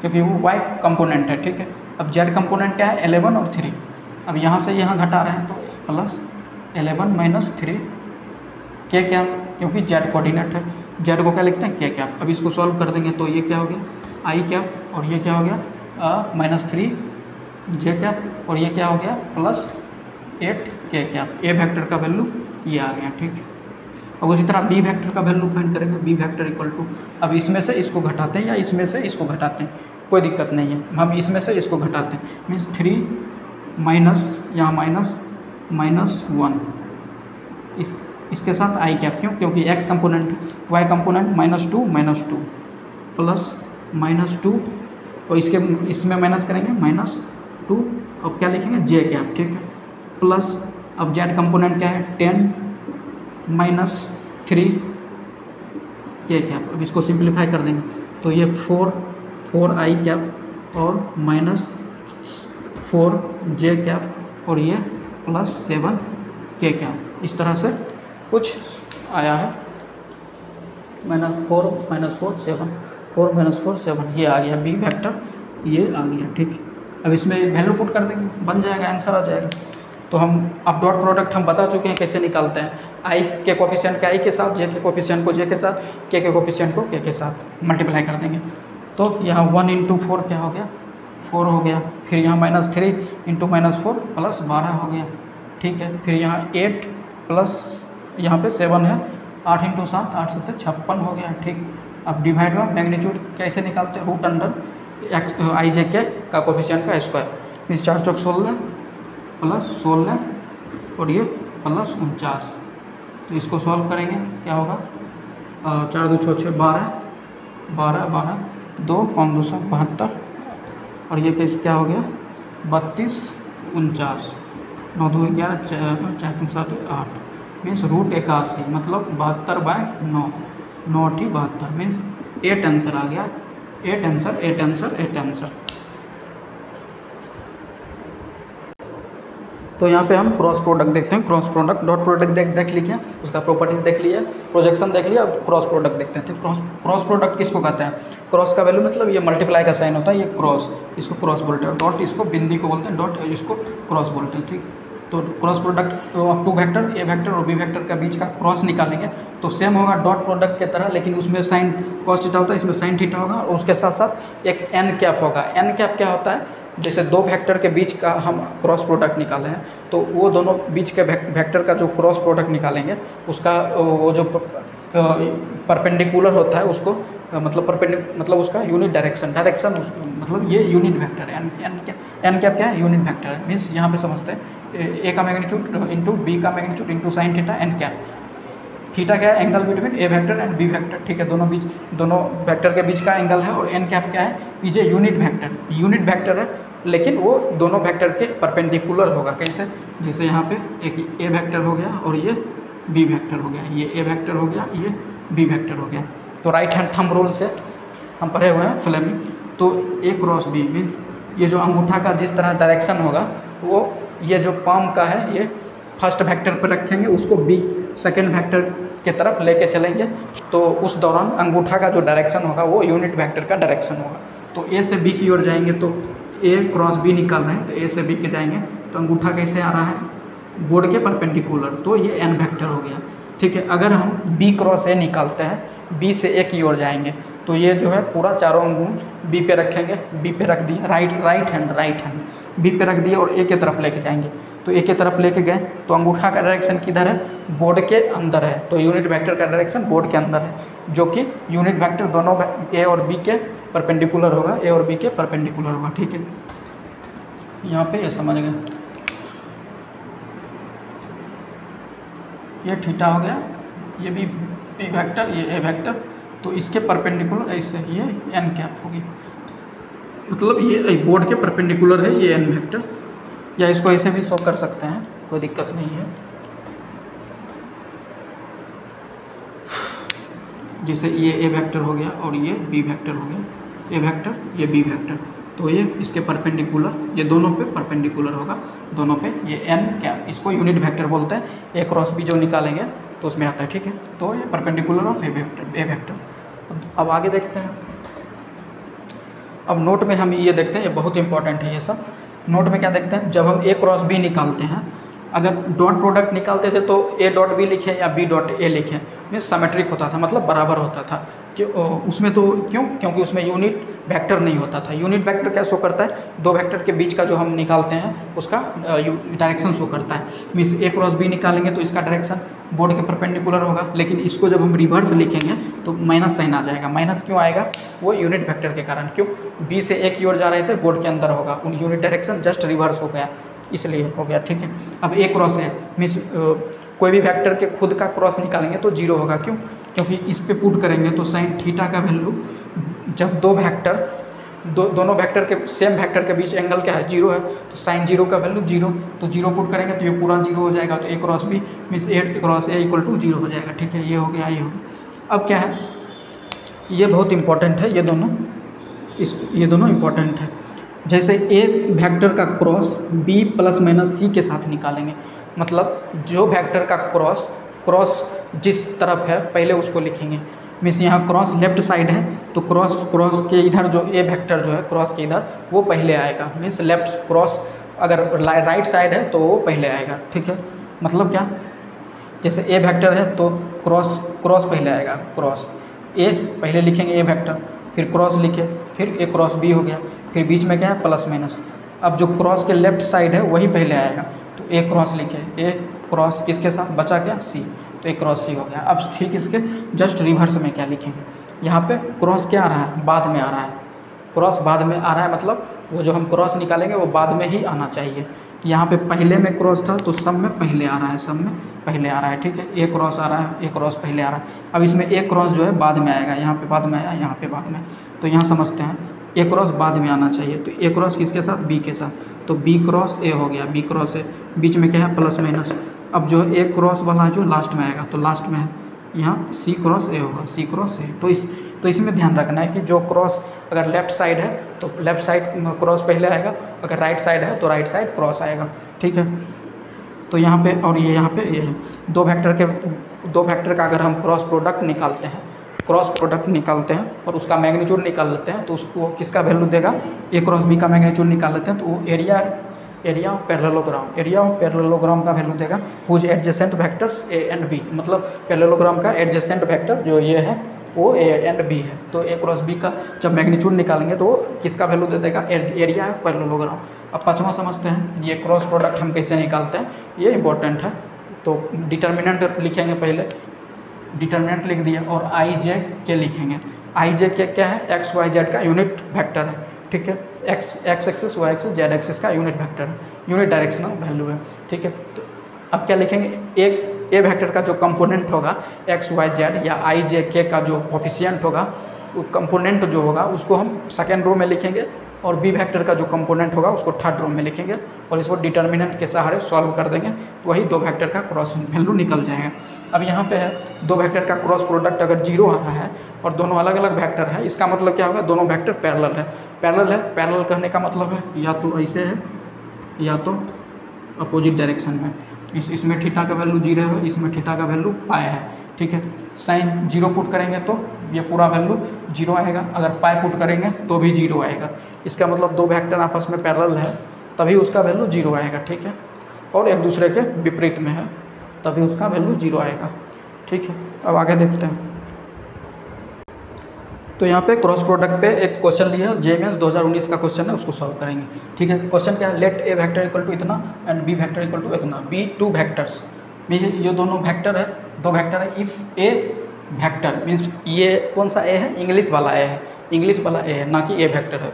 इफ़ ए मतलब कोई एक वेक्टर है जो perpendicular to both the vectors, जो एक वेक्टर है जो दोनों पे दो वेक्टर पे परपेंडिकुलर, और वो दो वेक्टर कौन सा है, A vector plus B vector पहला वेक्टर और दूसरा ए वेक्टर माइनस बी वेक्टर, ये दोनों पे परपेंडिकुलर है। तो हैज़ द मैग्नीट्यूड 12 है। अब वो तो जो वेक्टर के बारे में बोल रहा है उसका मैग्नीट्यूड भी दिया हुआ है, कितना 12 दिया है। देन वन सच वेक्टर्स, अब हमको वो वेक्टर निकालना है, कौन सा वेक्टर होगा वो जो दोनों वेक्टर पे परपेंडिकुलर आ रहा है। ठीक है, तो हम क्रॉस प्रोडक्ट में क्या समझे थे, जब भी हम दो वेक्टर के बीच का क्रॉस प्रोडक्ट निकालते हैं तो उसके परपेंडिकुलर जो वेक्टर आता है वो यूनिट वेक्टर होता है। ठीक है, वो यूनिट वेक्टर होता है। जैसे यहाँ पे एक वेक्टर है, दो वेक्टर है, ये ए वेक्टर हो गया मान लेते हैं, ये बी वेक्टर हो गया। अब दोनों के बीच का जो हम क्रॉस प्रोडक्ट निकालते हैं तो ये दोनों वेक्टर पे परपेंडिकुलर होता है। ठीक है, दोनों वेक्टर पे परपेंडिकुलर होता है, मान ये होता है। तो इसमें तो ये वैल्यू दिया हुआ नहीं है, ये तो कितना बहुत सारा हो सकता है, ये भी हो सकता है, ये भी हो सकता है, बहुत सारा इस अपोजिट डायरेक्शन में भी हो सकता है। इसमें तो दिया हुआ नहीं है कि मतलब कि उसका वैल्यू जो है पॉजिटिव है या उसका वैल्यू कुछ भी हो। जैसे दो वेक्टर पैरेलल है तो ए और बी वेक्टर पैरेलल है तो उसको कैसे लिखते हैं, A vector equal to lambda times B vector. तो ऐसा थोड़ी है कि दोनों वेक्टर पैरेलल है तो दोनों इक्वल ही होगा, मतलब बड़ा भी हो सकता है, छोटा भी हो सकता है, और एक दूसरे के अपोजिट डायरेक्शन में भी हो सकता है। ये किस बात पे डिपेंड करता है? लेमडा के वैल्यू पे डिपेंड करता है। तो इसमें भी लेमडा के वैल्यू पे डिपेंड करेगा कि इसका जो तीसरा वेक्टर है, जो दो वेक्टर के बीच के क्रॉस प्रोडक्ट का जो है परपेंडिकुलर होता है, वो क्या है, उसका वैल्यू क्या है, वो निकालना है। मतलब लेमडा का वैल्यू फाइंड करने बोल रहे हैं। तो हम इसको कैसे निकालेंगे? तो यहाँ क्या है, A vector plus B vector और दूसरा ए वेक्टर माइनस बी वेक्टर, और ये जो तीसरा वेक्टर मान लेते हैं इसको एक्स वेक्टर। मतलब बोल रहा है इफ़ ए वेक्टर, मतलब एक ऐसा वेक्टर है जो perpendicular to both vector, perpendicular to both vector. अगर तीसरा कोई वेक्टर दो वेक्टर के परपेंडिकुलर है, ये कब पॉसिबल है? जब वो दोनों वेक्टर का क्रॉस प्रोडक्ट हम निकालते हैं। मतलब एक वेक्टर ये हो गया, एक वेक्टर ये हो गया। जब इसका हम क्रॉस प्रोडक्ट निकालेंगे तो ये एक तीसरा वेक्टर जो है एक्स वेक्टर, ये दोनों वेक्टर पे परपेंडिकुलर होगा। लेकिन ऐसा थोड़ी है, इसमें लेमडा लगाना पड़ेगा, क्योंकि हमको एग्जैक्ट पता नहीं है कि उसका वैल्यू कितना होगा। तो उसमें लेमडा लगाएंगे, जैसे पैरेलल वेक्टर में कैसे लगाते थे lambda, A vector equal to lambda times, उसी तरह उसी कॉन्सेप्ट से इसमें लगाएंगे। ठीक, अब हमको लेमडा का वैल्यू फाइंड करना है। ठीक है, तो पहले हम इसको सॉल्व करते हैं। X vector equal to lambda. अब हम ये क्रॉस, अभी हम तुरंत बताए थे, नोट्स में लिखे थे, क्योंकि 4, 5, 6 नोट्स लिखे थे। क्रॉस प्रोडक्ट में उसको जब ब्रैकेट से ओपन करते हैं तो उसको कैसे मल्टीप्लाई करते हैं। तो यहाँ मान लेते हैं ये ब्रैकेट, एक ब्रैकेट ले लेते हैं, लेमडा एक ब्रैकेट। ठीक है, मतलब इधर से हम इसको इधर से जा रहे हैं, क्रॉस क्या है, राइट साइड आ रहा है, तो राइट साइड क्रॉस लिखेंगे, और इधर लेफ्ट साइड क्या है, ए। ठीक है, ठीक है, लिख दिया, ये लिख दिया। अब बीच में क्या आ रहा है, प्लस, प्लस लिख दिए। अब फिर इसके साथ बी के साथ करेंगे, ये क्रॉस क्या है, राइट साइड आएगा, तो राइट साइड क्रॉस लिखेंगे, और इधर क्या है, बी। ठीक है, लिख दिए। इसका वैल्यू ख़त्म हो गया, इसका काम ख़त्म। अब क्या करेंगे, ये क्रॉस राइट साइड है, इसका ए के साथ करेंगे, लेकिन यहाँ माइनस बी है, तो क्या लिखेंगे, यहाँ माइनस है तो प्लस माइनस माइनस हो गया। ठीक, क्रॉस बी बाद में आ रहा है, तो क्रॉस बी बाद में आ रहा है, माइनस बी था तो, लेकिन माइनस को हम इधर ला दिए। ठीक है, माइनस पहले लिख दिए, और क्रॉस मतलब जो राइट साइड में जो क्रॉस आता है, हम मल्टीप्लाई करने के लिए बताए हैं कैसे होता है। इसको राइट साइड ही रहने दिए, इसको ए के साथ किए, तो ये हो गया। ठीक, अब इसको माइनस बी को बी के साथ करते हैं, तो यहाँ प्लस है और यहाँ माइनस, तो माइनस हो गया। अब राइट साइड बी है तो राइट साइड बी लिखे, माइनस बी था लेकिन माइनस आगे लेके चला है, तो बी को छोड़ दिए, क्रॉस बी राइट साइड है, अब यहाँ बी के साथ बी, ये हम सॉल्व करेंगे इसको। ठीक, ए क्रॉस ए 0 होता है, बी क्रॉस ए, अब ए क्रॉस बी, इसको जब हम पलटेंगे तो माइनस साइन हो जाता है, A cross B equal to minus of B cross A, तो इसको पलटेंगे तो माइनस माइनस प्लस हो गया, तो ये B vector cross A vector ये हो गया, और इसका भी वैल्यू 0 हो गया। ठीक, तो सिंप्लीफाई करेंगे तो 2 lambda times B cross A vector आ गया। ठीक है, और ये एक्स वेक्टर ये आ गया। ठीक, अब हमको वैल्यू किसका किसका दिया हुआ है, इसका मैग्नीट्यूड का वैल्यू दिया है। ठीक है, मतलब दोनों तरफ हम मैग्नीट्यूड निकाल लेते हैं, तो मैग्नीट्यूड निकालेंगे दोनों तरफ, तो एक्स वेक्टर का मैग्नीट्यूड इक्वल टू 2 लेमडा बाहर आ गया, मैग्नीट्यूड कांस्टेंट था, तो ये क्या है, B vector cross A vector का मैग्नीट्यूड। अब इससे हम सॉल्व कर पाएंगे, या इसका वैल्यू कितना है, 12 दिया हुआ है, कितना है, 12 दिया हुआ है, और 2 इक्वल टू 2 लेमडा, यही वैल्यू फाइंड करना है, और बी क्रॉस ए निकाल लेंगे, बी क्रॉस ए निकाल लेंगे आई जे के टर्म में। अब बी का क्या है वैल्यू, बी का वैल्यू, इसका कोफिशिएंट आई जे के का कोफिशिएंट 1, 2 माइनस 2, और ए का कोफिशिएंट 3, 2, 2। इसका जो वैल्यू निकल के आएगा इसमें पुट करेंगे तो लेमडा का वैल्यू ऑटोमेटिक फाइंड हो जाएगा, तो लेमडा का वैल्यू ऑटोमेटिक फाइंड हो जाएगा, तो आंसर हो जाएगा। ठीक,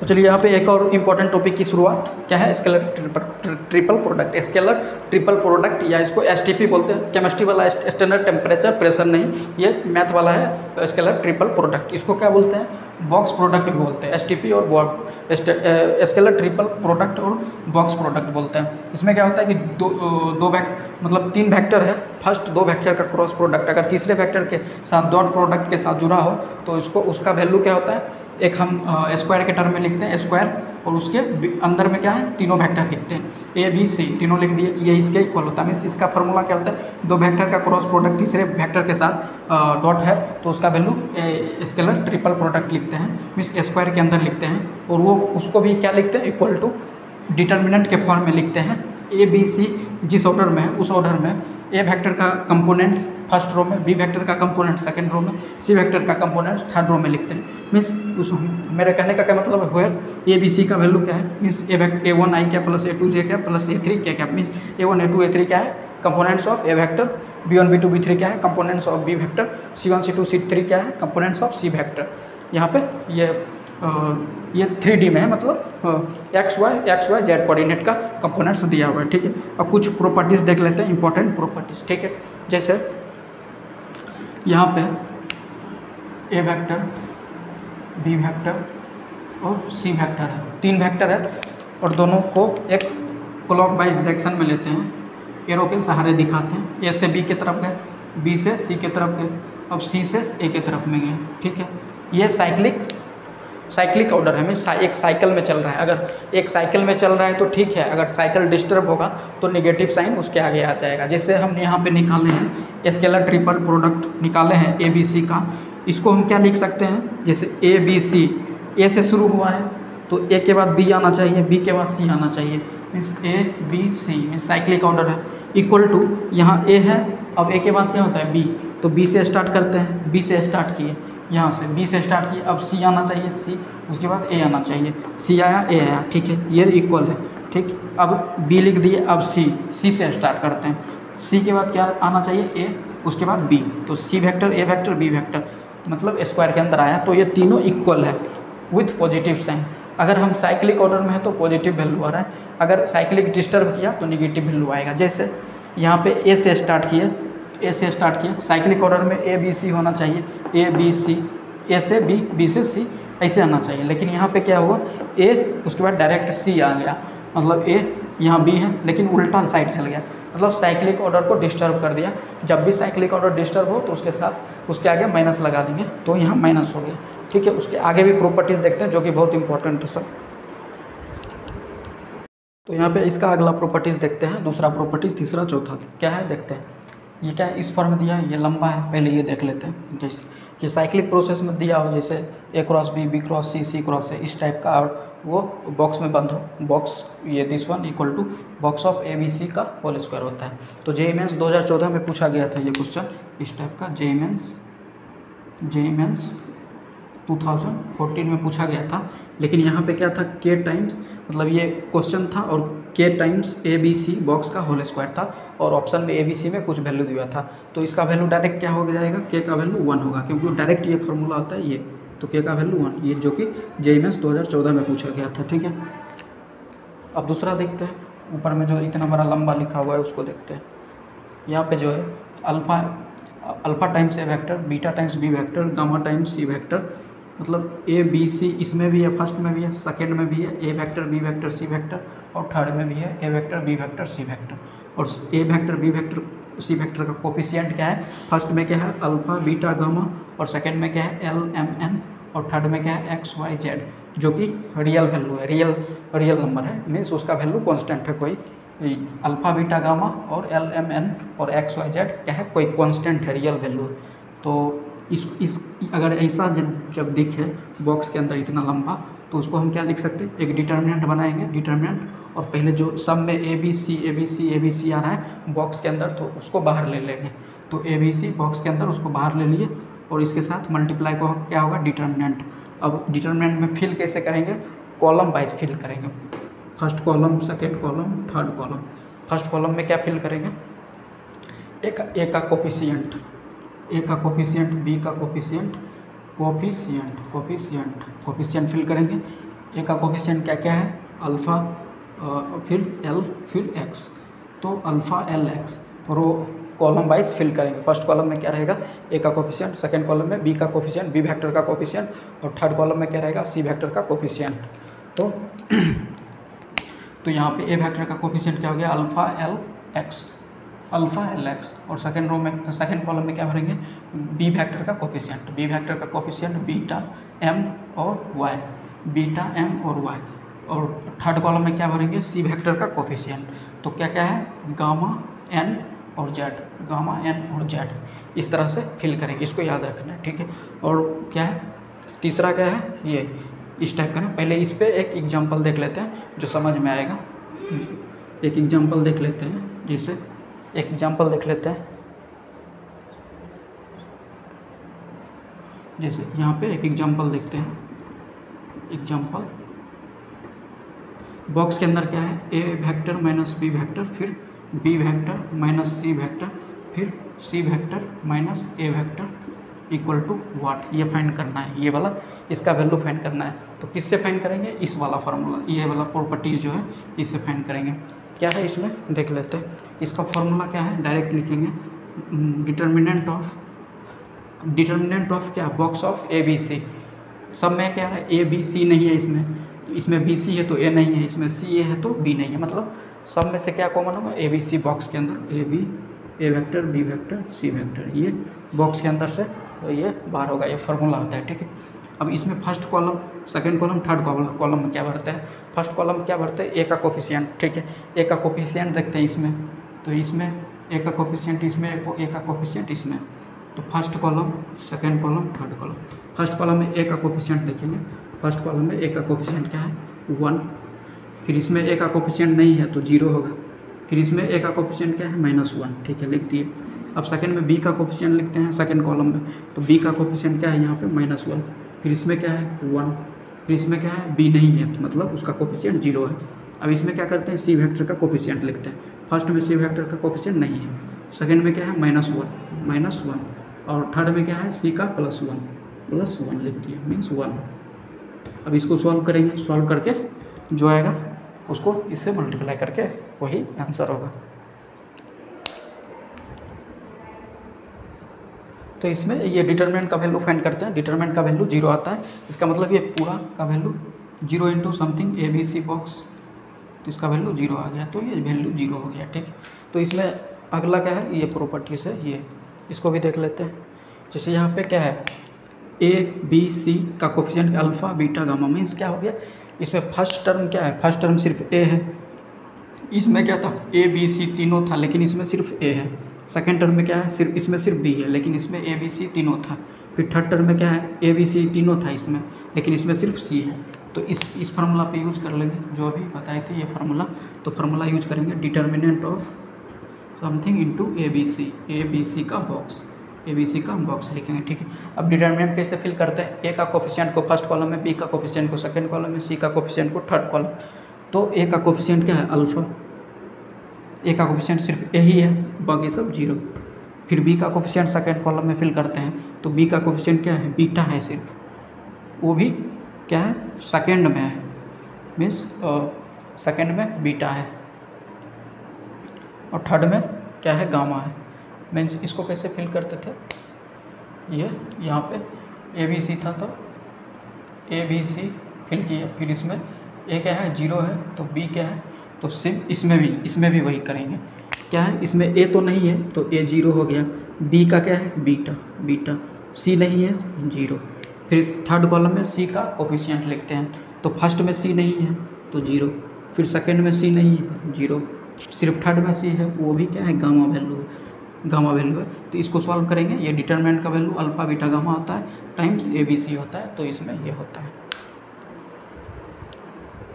ये यहाँ पे देखते हैं ज्योमेट्रिकल मीनिंग, ये भी इंपॉर्टेंट है वेक्टर में। ज्योमेट्रिकल मीनिंग में क्या दो देखते हैं, एक पैरेललोपाइड या इसको पैरेलल पाइप्ड बोलते हैं, पैरेलल पाइप्ड या पैरेललोपाइड जो भी बोल सकते हैं। और ये टेट्राहेड्रन है, टेट्राहेड्रन जो केमिस्ट्री में आप जानते होंगे टेट्राहेड्रन क्या होता है, ये पिरामिड की तरह दिखता है टेट्राहेड्रन और पैरेललोपाइड, ये पैरेललोपाइड है इस तरह से ये। और इसमें हमको इसका वॉल्यूम निकालना है, दोनों का वॉल्यूम निकालना है। तो इसमें मान लेते हैं इसका 3 एडजेसेंट साइड क्या क्या है, एक इसको ये जो है इसको मान लिए ए वेक्टर, कोइनिशियल वेक्टर मीन्स यहाँ से शुरू हो रहा है कोइनिशियल, और ये जो है इसको बी वेक्टर मान लिए और इसको यहाँ से सी वेक्टर मान लिए, ठीक है। इसको कोइनिशियल पॉइंट बोलते हैं, और ये तीनों को एडजेसेंट साइड्स ऑफ पैरेललोपाइड है। तो इसका वॉल्यूम जो होगा वॉल्यूम ऑफ पैरेलल पाइप्ड क्या होगा, वॉल्यूम ऑफ पैरेललोपाइड क्या होगा। और यहाँ पे देखते हैं इसका क्या होगा, बॉक्स मीन्स वो जो स्केलर ट्रिपल प्रोडक्ट को क्या बोलते थे, बॉक्स प्रोडक्ट। तो box product of A B C, A vector B vector C vector, तो box product of A B C vector, ये इसका वॉल्यूम हो गया, वॉल्यूम ऑफ पैरेललोपाइड या वॉल्यूम ऑफ पैरेलल पाइप्ड। और फिर इसमें देखते हैं टेट्राहेड्रल में, इसमें 3 एडजेसेंट साइड क्या क्या है, कोइनिशियल पॉइंट यहाँ से लेंगे, यहाँ से इसको ले लिए ए, इसको ए ले लिए, इधर जो ये साइड है ए वेक्टर हो गया, इसको ले लिए, सही जा रहा है, ये ए वेक्टर हो गया, ये इसको ले लिए बी वेक्टर और इसको ले लिए सी वेक्टर, ये जो साइड से सी वेक्टर। तो इसका जो वॉल्यूम होगा, ये पॉइंट क्या है, कोइनिशियल पॉइंट है, ठीक है, कोइनिशियल पॉइंट, और ये कोइनिशियल वेक्टर्स है, ठीक है तीनों। और इसको क्या बोल सकते हैं, एडजेसेंट साइड्स ऑफ टेट्राहेड्रन। ये बी वेक्टर हो गया, ए वेक्टर, ये बी वेक्टर और ये सी वेक्टर हो गया, ठीक। तो इसका वॉल्यूम क्या होगा, वॉल्यूम ऑफ टेट्राहेड्रन, ये जो वैल्यू है बॉक्स स्केलर ऑफ इसका 1/6 of box product of A B C, इसको याद रखना है। अब एक क्वेश्चन लेते हैं जो कि जेईई मेंस में आया हुआ है।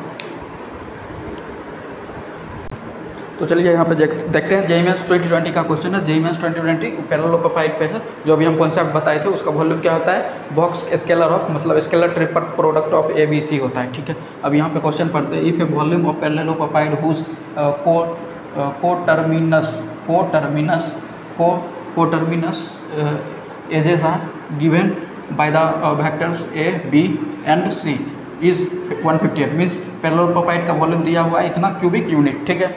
अब यहाँ पे क्या दिया हुआ है, यहाँ पे हुज कोटर्मिनस। अब कोटर्मिनस क्या होता है, हम तो कोइनिशियल बताए थे, कोइनिशियल क्या होता है, इस तरह से जैसे यहाँ पे कोइनिशियल ये होता है, मीन्स मतलब एक कोइनिशियल पॉइंट ये होगा, मतलब वहाँ से वेक्टर पोजीशन वेक्टर बाहर निकल रहा है, मीन्स वो कोई भी रेखा बाहर निकल रहा है। लेकिन कोटर्मिनस क्या होता है कि बाहर से एक बिंदु पे आए, तो इस तरह से दिखे, मीन्स ऐसे दिखे, ये वेक्टर और ये vector, A vector B vector C vector, मतलब कोई भी, मतलब बाहर से आके एक पॉइंट पे मिले, उसे कोटर्मिनस बोलते हैं, कोटर्मिनस। तो इसको हम बदल सकते हैं इसके फॉर्म में, कैसे, इसको शिफ्ट कर लेते हैं, इसको तो ये भी लिख सकते हैं, इसको तो ये भी लिख सकते हैं। इस वेक्टर को इधर लेके गए, ये पॉइंट हुआ, इसको आगे बढ़ा के शिफ्ट किए, यहाँ पे ये दिखाया, फिर इसको इधर शिफ्ट किए तो इसे दिखाया, फिर ये बचा, इसको इधर शिफ्ट किया तो ये दिखाया, तो हो तो गया, ये कोइनिशियल पॉइंट हो गया। अब हम बना सकते हैं, ज़्यादा दिमाग नहीं इस पर खर्च करना है, तो देखते हैं। तो इसका वॉल्यूम क्या होता है, पैरेललोपाइड का वॉल्यूम ऑफ पैरेललोपाइड का क्या होता है, box scalar of A B C, मतलब scalar triple product of A B C. अब इसका वैल्यू हम जानते हैं डिटर्मिनेंट के फॉर्म में होता है, इसका वैल्यू क्या होता है, A1 A2 A3 B1 B2 B3 C1 C2 C3, इसका डिटर्मिनेंट निकाल लेंगे, वही इसका वैल्यू होगा। कैसे, ए वेक्टर का A1 A2 A3 क्या है, components of A vector, B1 B2 B3 क्या है, C1 C2 components of B vector and C vector. तो यहाँ पे दिया हुआ है ए वेक्टर दिया हुआ है, बी वेक्टर दिया हुआ है, सी वेक्टर दिया हुआ है, मीन्स कंपोनेंट्स दिया हुआ है, A1 A2 A3 B1 B2 B3 सबका वैल्यू दिया हुआ है। हम इस डिटर्मिनेंट में पुट करते हैं, तो पुट करेंगे A1 A2 क्या है, A1 A2 यहाँ पे मीन्स आई जे के का कोफिशिएंट क्या है, आई का 1, A1 A2 का वैल्यू V1 और A3 का वैल्यू N है, ठीक है। अब B1 पे चलते हैं, B1 का वैल्यू 2 है, B2 का वैल्यू 4 है और B3 का वैल्यू -N है, ठीक। अब C1 का वैल्यू 1 है, C2 का वैल्यू N है, C3 का वैल्यू 3 है। अब इसको सॉल्व करते हैं, सॉल्व करके देखते हैं क्या आता है। तो यहाँ पे डिटर्मिनेंट को सॉल्व किया है हम, डिटर्मिनेंट को सॉल्व करके इतना आ रहा है ये, और इसका वैल्यू कितना दिया है 158 क्यूबिक यूनिट, ठीक है। इसको हम सॉल्व करके यहाँ पे ये लिख रहे हैं, कितना आया 3n² माइनस 5n, और ये क्या हो गया इधर आया तो माइनस 152 इक्वल टू 0 है। एक बार चेक कर लेते हैं, माइनस 152 इक्वल टू 0। तो इसको हम जब फैक्टराइज करेंगे तो क्या होगा 3n + 19 into n minus 8 equal to 0। तो n का वैल्यू क्या होना चाहिए, ग्रेटर इक्वल दिया हुआ है, n का वैल्यू यहाँ पे ग्रेटर इक्वल 0 मीन्स ये वैल्यू होगा, तो n इक्वल टू 8 आ रहा है, n इक्वल टू 8। अब ऑप्शन में चेक करते हैं, ऑप्शन में चेक करते हैं, ऑप्शन में चेक करते हैं, ऑप्शन में चेक करते हैं। तो n इक्वल टू 8 कहीं पे नहीं, n इक्वल टू 7 ये तो ख़त्म, n इक्वल टू 9 ये तो ख़त्म, मतलब ये दोनों में से किसी एक का होगा। तो हम क्या करेंगे, ये n का वैल्यू निकाल लिए हैं, अब ये n का वैल्यू पुट कर देंगे a वेक्टर में, और b वेक्टर में भी पुट कर देंगे n के वैल्यू, c वेक्टर में भी n का वैल्यू पुट कर देंगे। अब हम फाइंड क्या करेंगे, b डॉट c निकालेंगे। अगर वो 10 आ गया तो ये b ऑप्शन सही होगा, अगर a डॉट c निकालेंगे, अगर 17 आ गया तो d ऑप्शन सही होगा। तो आप लोग खुद से चेक कर सकते हैं, ये आसान है।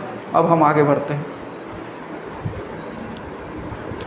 तो यहाँ पे अगला टॉपिक क्या है, वेक्टर ट्रिपल प्रोडक्ट, जो कि बहुत इंपॉर्टेंट, वेक्टर ट्रिपल प्रोडक्ट। तो इसको हम कैसे सॉल्व करेंगे, अब बहुत ही आसान है। क्रॉस प्रोडक्ट है, a क्रॉस ब्रैकेट में b क्रॉस c, और यहाँ पे a क्रॉस b ब्रैकेट में क्रॉस c। इसमें क्या करेंगे हम, पहले यहाँ पे ये देखेंगे, जो ब्रैकेट के बाहर है उस पर हम बैठ जाते हैं, मतलब यहाँ पे हम इस पर बैठ जाते हैं, मतलब इसको फिक्स रखना है, और इससे जो दूर होगा उसके साथ डॉट प्रोडक्ट। इससे दूर कौन सा है, c है, b तो बगल में है, c दूर है, मीन्स जो ब्रैकेट के बाहर होगा उस पर हम बैठ जाएंगे, और इससे जो दूर होगा उसके साथ डॉट प्रोडक्ट। तो c दूर है तो इसके साथ डॉट प्रोडक्ट, तो a डॉट c, फिर इसके साथ जो बच गया उसके साथ मल्टीप्लाई होगा, तो बचा क्या b, तो b वेक्टर मल्टीप्लाई हो जाएगा, मीन्स इसके साथ मल्टीप्लाई हो गया, मीन्स जो बाहर है ब्रैकेट के उस पर बैठ जाते हैं, उससे दूर होगा उसके साथ डॉट प्रोडक्ट, और जो बच गया उसको लिख देंगे मल्टीप्लाई करके, ठीक। अब फिर यहाँ पे बीच में माइनस होगा, ठीक। अब इसके जस्ट रिवर्स करेंगे, इसका जस्ट उल्टा करेंगे। अब क्या करेंगे, दूर था तो उसके साथ किए थे, अब जो बगल में है उसके साथ करेंगे। तो बगल में क्या है ये, तो a डॉट b किए, अब बच क्या गया c, तो इसके साथ मल्टीप्लाई हो जाएगा c वेक्टर, ठीक है। सेम टू सेम इसमें भी करेंगे, एक बार सेम टू सेम इसमें भी करेंगे, a cross b cross c, a dot c minus a,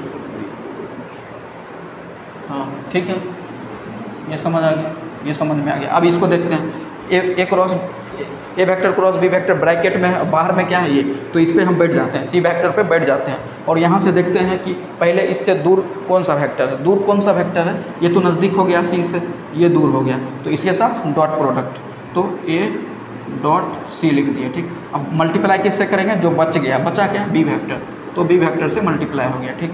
फिर माइनस देंगे, बीच में माइनस दिए, अब बचा क्या, इसका जस्ट रिवर्स करेंगे, तो इसके बगल का सी के बगल का बी है, तो ये दोनों का डॉट प्रोडक्ट, मीन्स बी पहले आता है, बी डॉट सी, ये डॉट में कोई दिक्कत नहीं है, पहले लिखे बाद में कोई, तो इसका डॉट प्रोडक्ट अब बचा जो उससे मल्टीप्लाई, तो बचा क्या है ए वेक्टर, ए, तो यही है, इसको समझ के लिखना है, रटना नहीं है, समझ के लिखना है। कैसे समझेंगे, जो ब्रैकेट के बाहर होगा उस पर बैठ जाएंगे, और उस वेक्टर जो बाहर है उससे जो दूर है उसके साथ डॉट प्रोडक्ट, और जो बाकी बचा उससे मल्टीप्लाई, फिर माइनस, जस्ट इसका रिवर्स करेंगे, जो बाहर जिस पे बैठे थे हम, जो वेक्टर ब्रैकेट के बाहर था उस पर हम बैठे, उससे मल्टीप्लाई किसके किए, जो बगल में है, बगल में ए डॉट बी किए, ए डॉट बी, बाकी जो बचा सी उससे मल्टीप्लाई, सेम प्रोसीजर इसमें भी करेंगे वही। अब हम एक क्वेश्चन लेते हैं जो कि जेईई मेंस में आया होगा, तो चलिए यहाँ पे क्वेश्चन देख लेते हैं। ये जेईई मेंस 2020 का है, जेईई मेंस 2020 2020 का है ये क्वेश्चन किस पे आधारित है, अभी जो वेक्टर ट्रिपल प्रोडक्ट जो बताए थे उस पर आधारित है। बोल रहा है if A vector equal to इतना दिया है, देन द वैल्यू ऑफ, बाकी सब में ए वेक्टर है, बाकी में क्या है आई कैप, जे कैप, के कैप। अब ये लंबा दिख रहा है, इसका मॉड का होल स्क्वायर, इसका मॉड का होल स्क्वायर, इसका मॉड का होल स्क्वायर। हम मॉड का होल स्क्वायर अभी भूल जाते हैं, जो मॉड के अंदर है उसका हम वैल्यू फाइंड करते हैं, तो उसका मॉड हम निकाल लेंगे, उसका स्क्वायर कर देंगे, क्या दिक्कत है। तो जो मॉड के अंदर है इसको लेते हैं, इसको एक एक करके देखते हैं। तो पहला क्या है, I cap cross A vector cross I cap, ये निकालना है। और दूसरा क्या है, दूसरा क्या है, दूसरा क्या है, J cap cross A vector cross J cap equal to ये निकालना है। तीसरा ये निकालना मीन्स यहाँ पे दिखेगा बोर्ड में। तो पहले ये दोनों वैल्यू फाइंड करते हैं, उसके बाद वो फाइंड करें।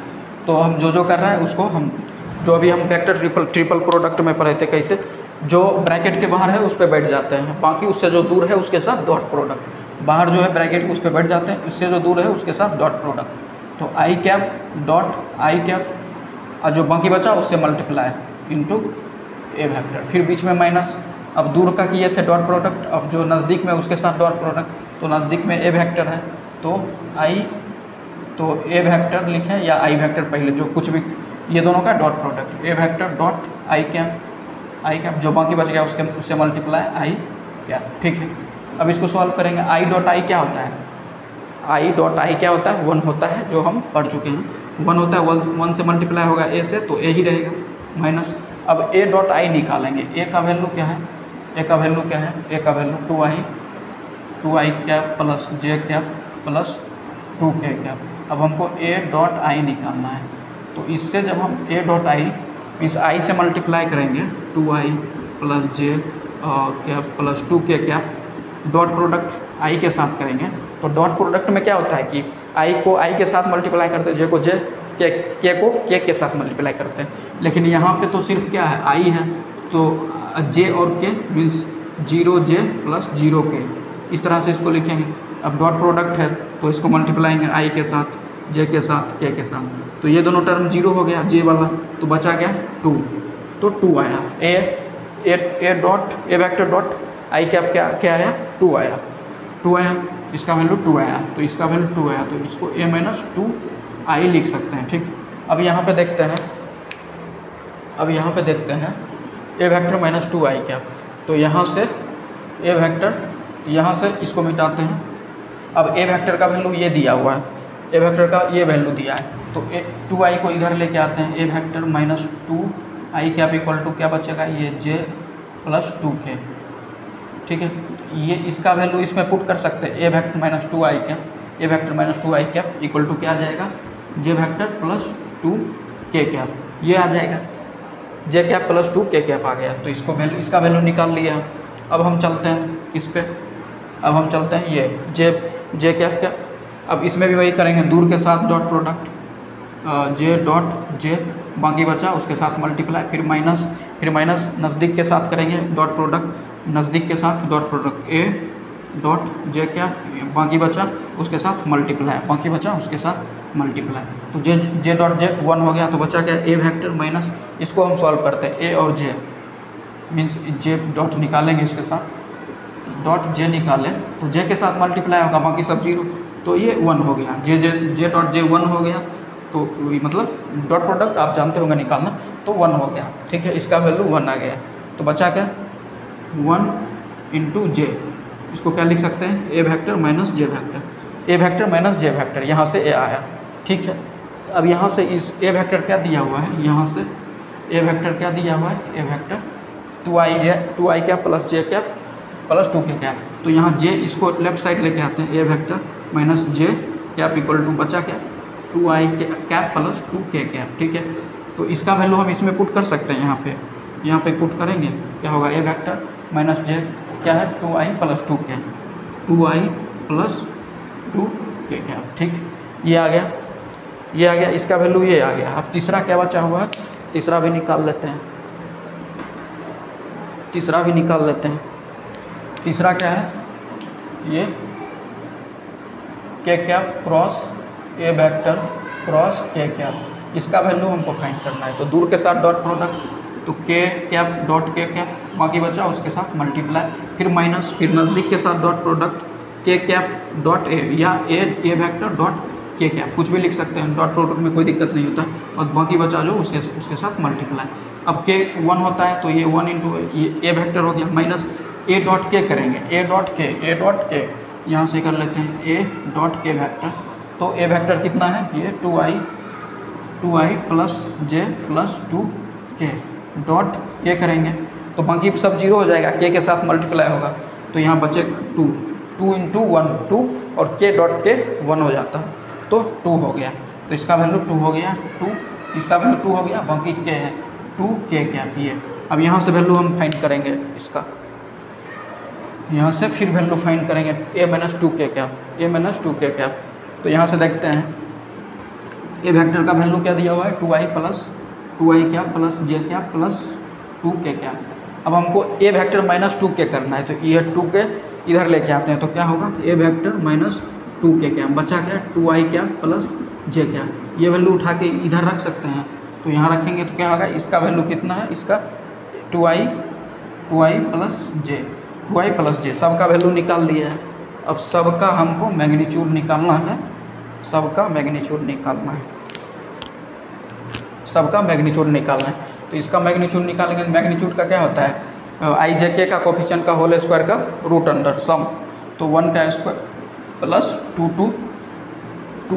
2 का स्क्वायर क्या हो गया रूट 5, इसका निकालेंगे तो क्या होगा 2 दूनी 4 plus 4 means 8, 2 root 2 means root के अंदर ही रहने देते हैं अभी, रूट 8, ठीक है। और इसका निकालेंगे तो 2 दूनी 4 और रूट 5, ये भी रूट 5, ये भी रूट 5। अब हमको वैल्यू क्या फाइंड करना है, ये सब वैल्यू का मॉड निकाल लिए, ठीक, मॉड तो निकाल लिए, अब उसका स्क्वायर है, तो इसका स्क्वायर फिर इसका स्क्वायर फिर इसका स्क्वायर है, तो ये हो गया 5, ये हो गया 8 और ये हो गया 5। अब इन तीनों का सम है, तो 5 प्लस 8 प्लस 5 कितना हो गया 18, यही आंसर हो गया, ठीक है। अब यहाँ उसके आगे टॉपिक देखते हैं, उसके आगे टॉपिक क्या है इंपॉर्टेंट रिजल्ट, कुछ इंपॉर्टेंट रिजल्ट देखते हैं। जैसे इफ़ 3 पॉइंट्स आर कोलिनियर, अगर 3 पॉइंट जो है एक लाइन में हो, मीन्स कोलिनियर मीन्स एक लाइन में हो, एक ही लाइन में हो, तो उसका हम उसमें उस तरह का उसमें क्या प्रॉपर्टीज़ होता है उसको देखते हैं। जैसे यहाँ पे 3 पॉइंट ले लिए, एक कोलिनियर मीन्स एक ही लाइन में होगा, 3 point 1 2 3 A B C point ले लिए, उसका वेक्टर क्या है A vector B vector C vector, points का वेक्टर है, ठीक है, पॉइंट्स का वेक्टर ये है। तो हमको इफ 3 पॉइंट्स आर कोलिनियर, तो इसमें हमको वेक्टर बना सकते हैं, 3 वेक्टर बना सकते हैं। जैसे यहाँ एक बड़ा वेक्टर ले लिया, यहाँ से ए से सी भी ले सकते हैं, ए से सी चल दिए, ठीक है। अब ए से बी यहाँ से ए से बी चल दिए, अब बी से सी या सी से ए हम चल सकते हैं, मतलब कैसे भी चल सकते हैं, डायरेक्शन कुछ भी ले सकते हैं। जैसे बी सी से ए चले या ए से सी चल सकते हैं,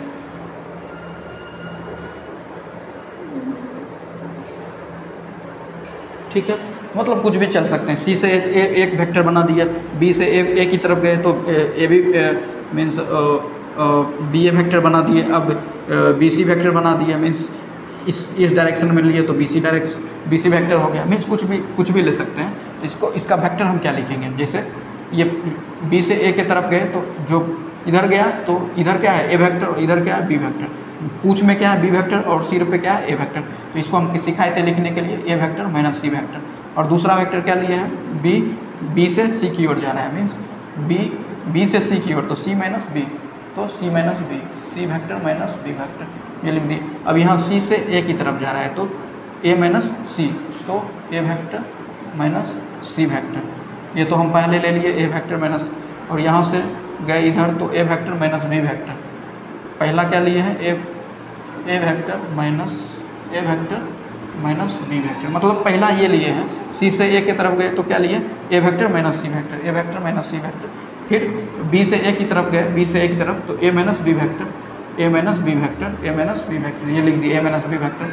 अब यहाँ बी से सी की ओर गए तो सी माइनस बी वेक्टर, सी माइनस बी वेक्टर, ये आपस में पैरेलल है, ये आपस में पैरेलल है। तो देन अगर ये पैरेलल है, हम बताए थे कंडीशन, जब भी 2 वेक्टर पैरेलल है उसको लैम्डा टाइम्स वो वेक्टर लिख सकते हैं। तो इसको ये भी लिख सकते हैं A vector minus C vector equal to lambda times C vector minus B vector, या इसको ये भी लिख सकते हैं lambda times A vector minus B vector, तो कुछ भी लिख सकते हैं। ये दोनों को लिए हम कोलिनियर, ये फर्स्ट और थर्ड को भी ले सकते हैं, और सेकेंड और थर्ड को भी ले सकते हैं, इस तरह से भी ले सकते हैं, तो लैम्डा टाइम्स वो होगा, ठीक है। अब यहाँ पे एक और रिजल्ट समझते हैं, कंडीशन है, ये हो गया कंडीशन अगर कोलिनियर है तो कंडीशन क्या होना चाहिए, ये वेक्टर पैरेलल है, कंडीशन ये होना चाहिए, तो वो ये रिजल्ट आएगा, ठीक। अब इसका अगला देखते हैं कॉन्सेप्ट। अगला कुछ ट्रायंगल है, ट्रायंगल,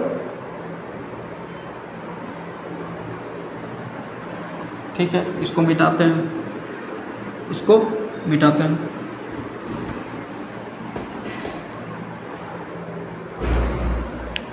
नोट्स में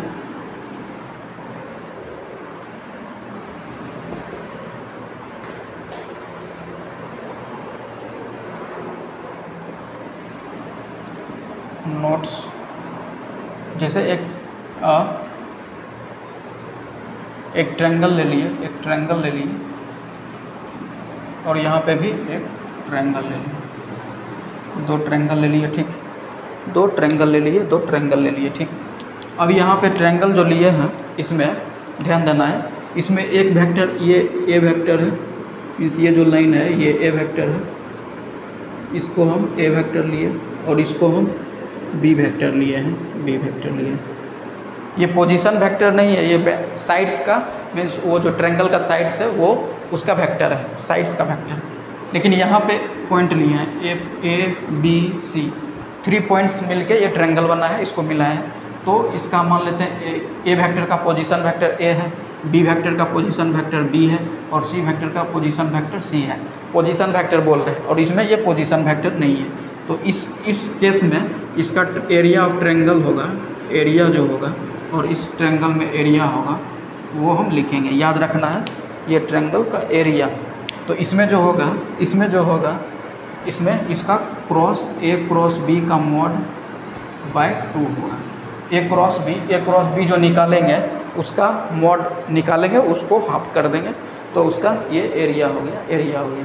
अब इस केस में क्या होगा, इस केस में क्या होगा, इस केस में एरिया क्या होगा, इस केस में एरिया याद रखना है, area 1/2 mod of A cross B नहीं होगा, ध्यान से रखना है, इसमें सी भी आ रहा है तो इसको इस तरह से लिखेंगे, ए क्रॉस बी लिख दिए प्लस बी क्रॉस सी लिख दिए, मीन साइक्लिक प्रोसेस में चलना है, प्लस सी क्रॉस ए, ये इसका एरिया हो गया और ये इसका एरिया हो गया। मिक्स नहीं करना है, कैसे, दोनों ट्रायंगल ही है लेकिन इसमें दो एडजेसेंट साइड है, ए वेक्टर और बी वेक्टर, और इसमें 3 पॉइंट्स है, 3 पॉइंट्स का पोजीशन वेक्टर दिया हुआ है, तब हमको एरिया निकालना है, ठीक है। 3 पॉइंट्स का पोजीशन वेक्टर दिया हुआ है, तब ट्रायंगल का एरिया ये होगा और इसका ये होगा। तो अभी जो हम कोलिनियर बताए थे 3 पॉइंट्स का, 3 पॉइंट्स जो है, एक अगर 3 पॉइंट एक ही लाइन में है, means A B C, A vector, B vector, C vector, ये पॉइंट्स में है, तो हमको ये हम समझेंगे कैसे कि ये कोलिनियर है। तो इसका एक और तरीका है, तो इसका जो है इसका एक और तरीका है कि मॉड ऑफ क्या निकाल लेंगे, mod of A cross B plus B cross C plus C cross A, इसका तीनों का मॉड मीन्स ये मॉड निकाल के इसका इक्वल टू 0 पुट कर देंगे। अगर ये इसका वैल्यू 0 आ रहा है, इसका मतलब ये कोलिनियर है। कैसे, ये किसका वैल्यू होता है 1/2, ये क्या है, area of triangle, area of triangle. जब 3 पॉइंट्स दिए हुए हैं तो उसका एरिया ये होता है। अगर हम एरिया को 0 पुट कर देंगे, इसका मतलब वो ट्रायंगल फॉर्म ही नहीं कर रहा है, इसका मतलब वो कोलिनियर है, इसका मतलब ये हो गया, ठीक है। तो यहाँ पे देखते हैं नेक्स्ट इम्पोर्टेंट टॉपिक्स, मीन्स अभी जो हम बताएं इम्पोर्टेंट रिजल्ट। 2 रिजल्ट देख लिए, ये तीसरा रिजल्ट है, ये तीसरा रिजल्ट है। ये समझाने के बाद उसके बाद जेईई मेंस का क्वेश्चन सॉल्व करेंगे। इस पर बहुत क्वेश्चन आता है, क्या है, if 3 vectors are coplanar then. अब कोप्लेनर क्या होता है, कोप्लेनर मीन्स एक ही प्लेन में बहुत सारा वेक्टर हो, एक ही प्लेन में बहुत सारा वेक्टर हो, 2 या 2 से अधिक वेक्टर हो, तो उसे कोप्लेनर कहते हैं। मीन्स ये कोप्लेनर, एक प्लेन बना दिए, ठीक है, और इस प्लेन पे 3 वेक्टर लिए, ए vector, B vector, C vector, एक ही प्लेन में, ठीक। तो कंडीशन इसका क्या होगा, कंडीशन कैसे समझेंगे कि कोप्लेनर है, कंडीशन क्या होगा, इसका box product, box means scalar triple product equal to, scalar triple product निकालेंगे हम इसका, स्केलर ट्रिपल प्रोडक्ट, और स्केलर ट्रिपल प्रोडक्ट जो है 0 होना चाहिए। Scalar STP equal to 0 means standard temperature pressure नहीं है, केमिस्ट्री वाला नहीं है, मैथ वाला है, क्या है, scalar triple product means box product equal to 0। और ये क्या होता है, A vector, B vector, C vector box के अंदर इक्वल टू, और इसका वैल्यू क्या होता है डिटर्मिनेंट के फॉर्म में, ए वेक्टर का कंपोनेंट्स A1 A2 A3, फिर बी वेक्टर का कंपोनेंट्स B1 B2 B3 रो में लिखते हैं, रो में C1 C2 C3, इसका डिटर्मिनेंट निकालेंगे और ये 0 आ गया तो कंडीशन यही होता है कि वो एक ही प्लेन में है। ठीक है, तो यहाँ पे समझ गए ये एक तो ये हो गया। और दूसरा क्या होता है, जो दूसरा क्या होता है, इसको हम बोलते हैं थ्योरम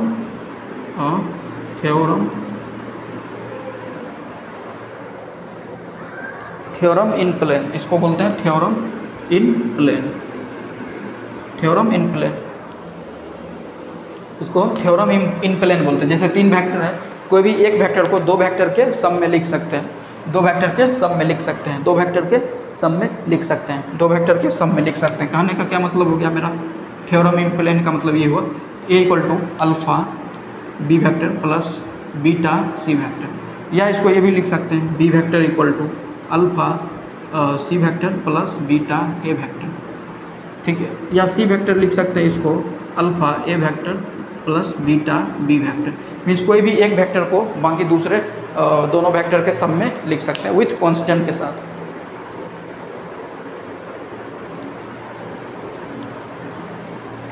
या इसको इस तरह से भी लिख सकते हैं, अल्फ़ा ए पहले लिख देते हैं, alpha A vector plus beta C vector, कोई दिक्कत नहीं है, ये रिजल्ट हो गया। ठीक, अब इस पे हम कोप्लेनर पे आधारित एक जेईई मेंस का क्वेश्चन लेंगे, बहुत ही आसान है, आप समझ जाएंगे तो बहुत आसान लगेगा। तो यहाँ पे जेईई मेंस 2019 का क्वेश्चन ले लिया, जेईई मेंस 2019 का क्वेश्चन किस पे आधारित, कोप्लेनर पे। कोप्लेनर पर एक बार क्वेश्चन पढ़ते हैं, the sum of the distinct real value of mu, mu का value distinct which the vectors, 3 vector दिया हुआ है, ये वेक्टर ये वेक्टर ये वेक्टर आर कोप्लेनर। हम बताए थे जब भी 3 वेक्टर एक ही प्लेन में हो तो उसका scalar triple product equal to 0 होता है, scalar triple product equal to 0 होता है, स्केलर ट्रिपल प्रोडक्ट या box of A B C या determinant of A1 A2 A3 B1 B2 B3 C1 C2 C3 equal to 0 आना चाहिए। तो यहाँ से डिटर्मिनेंट लेते हैं, डिटर्मिनेंट इक्वल टू 0 आता है या यहाँ से लेते हैं। फर्स्ट वेक्टर क्या है, फर्स्ट वेक्टर इसका A1 A2 A3 मीन्स इसका कंपोनेंट्स क्या है, आई का क्या है म्यू और दूसरा क्या है 1, के का कोफिशिएंट 1। ठीक है, अब दूसरा वेक्टर का कोफिशिएंट आई का 1, जे का म्यू और के का 1 कोफिशिएंट। फिर तीसरा वेक्टर का आई का कोफिशिएंट 1, जे का 1, के का म्यू। इसको हम सॉल्व करते हैं, डिटर्मिनेंट है, इसका वैल्यू 0 आना चाहिए, इसका वैल्यू 0 आना चाहिए। ठीक है, तो इसको हम सॉल्व करते हैं, तो म्यू से मल्टीप्लाई करेंगे तो mu square minus 1, mu square minus 1, फिर minus 1 minus 1 minus 1, mu minus 1, mu minus 1, फिर plus 1 plus 1 plus 1, 1 minus mu, 1 minus mu, 1 minus mu. इसको सॉल्व करेंगे तो क्या होगा, म्यू क्यू माइनस म्यू, फिर minus mu plus 1 minus mu. अब क्या कैंसिल होने वाला है, कुछ बचा क्या, mu Q minus mu Q, ये माइनस 3 म्यू बचा क्या प्लस 2 इक्वल टू 0। एक बार चेक कर लेते हैं, mu cube minus 3 mu plus 2 equal to 0। इसको हम ये क्यूबिक इक्वेशन आ गया। अब इसको हमको सॉल्व करना है, तीन रियल वैल्यू होगा, इसको सॉल्व करेंगे क्या क्या आएगा, इसको सॉल्व हम कर सकते हैं, ये जानते होंगे आप, सॉल्व करना कर सकते हैं। Mu minus 1 mu plus 2 into mu minus 1 equal to 0। तो म्यू का 3 वैल्यू आएगा, यहाँ पे लिखते हैं म्यू इक्वल टू कितना आया, -1 फिर -1 फिर -2 मीन्स 1 माइनस 2 आया। ठीक, 1 माइनस 2। अब हमको क्वेश्चन पढ़ना है, the sum of distinct real value तो 3 है, लेकिन डिस्टिंक्ट कितना है, 2 ही है। क्यों, 1 2 सेम है, तो डिस्टिंक्ट मीन्स जो सेम नहीं है उसको लेना है, मीन्स एक ही लेना है एक बार इसको। तो म्यू का वैल्यू क्या, 1 और 2 बोल रहा है, 1 और -2। अब बोल रहा है the sum of distinct real value, ये दोनों का सम क्या होगा, 1 - 2, ये सम -1 जो कि सी आंसर है। ठीक, अगर हम यहाँ पे तीनों को जोड़ देते, यहाँ पे क्वेश्चन बिना भरे हुए डिस्टिंक्ट रियल वैल्यू, तो आंसर उसमें ऑप्शन में भी होगा 2 और -2 0, जो कि ऑप्शन में भी है, मीन्स ऑप्शन में भी रहता है फंसाने के लिए, तो हमको ध्यान देना है ये। अब अगला चलते हैं टॉपिक्स। तो यहाँ पे एक टॉपिक देखते हैं, न्यू टॉपिक है रेसिप्रोकल सिस्टम ऑफ वेक्टर्स। अब ये भी टॉपिक है, ये भी टॉपिक है, तो उसमें हम देखते हैं रेसिप्रोकल सिस्टम ऑफ वेक्टर्स क्या होता है। पहले तो समझेंगे रेसिप्रोकल सिस्टम ऑफ वेक्टर्स क्या होता है। जैसे हम मेरे पास अगर ABC 3 वेक्टर है और वो वेक्टर क्या है, 3 वेक्टर है और नन कोलिनियर है और नन कोप्लेनर है, तभी जाके देन जो यहाँ पे A vector, B vector, C vector है, ठीक है। अब 3 वेक्टर और एक्स्ट्रा लिए हैं, क्या, A वेक्टर का डैश, B वेक्टर का डैश, C वेक्टर का डैश। यही जो A वेक्टर का डैश, B वेक्टर का डैश, C वेक्टर का डैश जो है, यही reciprocal of A vector, B vector, C vector का है, ठीक है। उसका वैल्यू हम क्या लिखें, A वेक्टर का डैश का वैल्यू क्या होगा, हम जो A लिखे हैं उसको छोड़ के जो बाकी बचा उसके साथ क्रॉस प्रोडक्ट, तो बचा क्या है, A लिख दिए हैं तो बचा क्या, BC, तो B vector cross C vector और divided by box product, means ABC का बॉक्स प्रोडक्ट। ABC का बॉक्स प्रोडक्ट हर एक में होगा, ठीक है, ये याद रखना है। अब हम क्या लिखें, B वेक्टर का डैश, तो B वेक्टर का डैश, B वेक्टर का डैश, B आ गया तो B को छोड़ के, तो B के बाद क्या होता है, C cross A, means cyclic में चलना है, C क्रॉस A। अब नीचे में तो वही होगा बॉक्स स्केलर। अब C वेक्टर का डैश, तो C आ गया, अब A होगा तो A क्रॉस B अपॉन ये, ठीक है। सिस्टम ABC ये अभी बता दिया, रेसिप्रोकल और ईच अदर है। अब नोट्स है, ये दोनों पॉइंट्स इंपॉर्टेंट है, देखते हैं। जैसे A वेक्टर को उसके रेसिप्रोकल के साथ अगर डॉट प्रोडक्ट लेंगे तो वो 1 होगा। जैसे A वेक्टर को A का डॉट A वेक्टर के रेसिप्रोकल मीन्स डैश के साथ लिया, B vector dot B vector का dash equal to C vector dot C vector का डैश इक्वल टू 1 आएगा। कैसे यहाँ पे समझते हैं, C मीन्स A वेक्टर का डैश, A वेक्टर का डैश निकालेंगे, A वेक्टर का डैश मीन्स यहाँ पे ये निकालेंगे, A vector dot A vector का डैश, तो A वेक्टर, ठीक है, A वेक्टर डॉट, और A वेक्टर का डैश का वैल्यू क्या होता है, ये होता है B cross C upon box of scalar box product A B C, ये होता है, ठीक। अब इसको हम सॉल्व करेंगे, ये हम जानते हैं स्केलर ट्रिपल प्रोडक्ट में हम पढ़े हुए हैं, इसका वैल्यू क्या हो जाता है, बॉक्स ऑफ ABC, ये हो जाता है, नीचे में भी ABC दोनों कैंसिल होके 1 आ रहा है, सेट 1, इसलिए उसका वैल्यू 1 आ रहा है। सेम प्रोसेस इसमें भी वही होगा, अब ये होगा। अब सेकेंड ये हो गया, सेकेंड समझते हैं। मीन्स रेसिप्रोकल वेक्टर का हर एक वेक्टर के साथ अगर हम उसका डॉट लेते हैं उसका 0 आता है, जिससे मतलब वो खुद के वेक्टर के साथ नहीं, खुद के वेक्टर के साथ अगर डॉट लेते हैं रेसिप्रोकल और वो खुद वेक्टर के साथ, तो उसका तो वैल्यू 1 होता है। अब बाकी जो बचा केस ये इक्वल टू 0 होगा। जैसे समझते हैं A वेक्टर का डैश,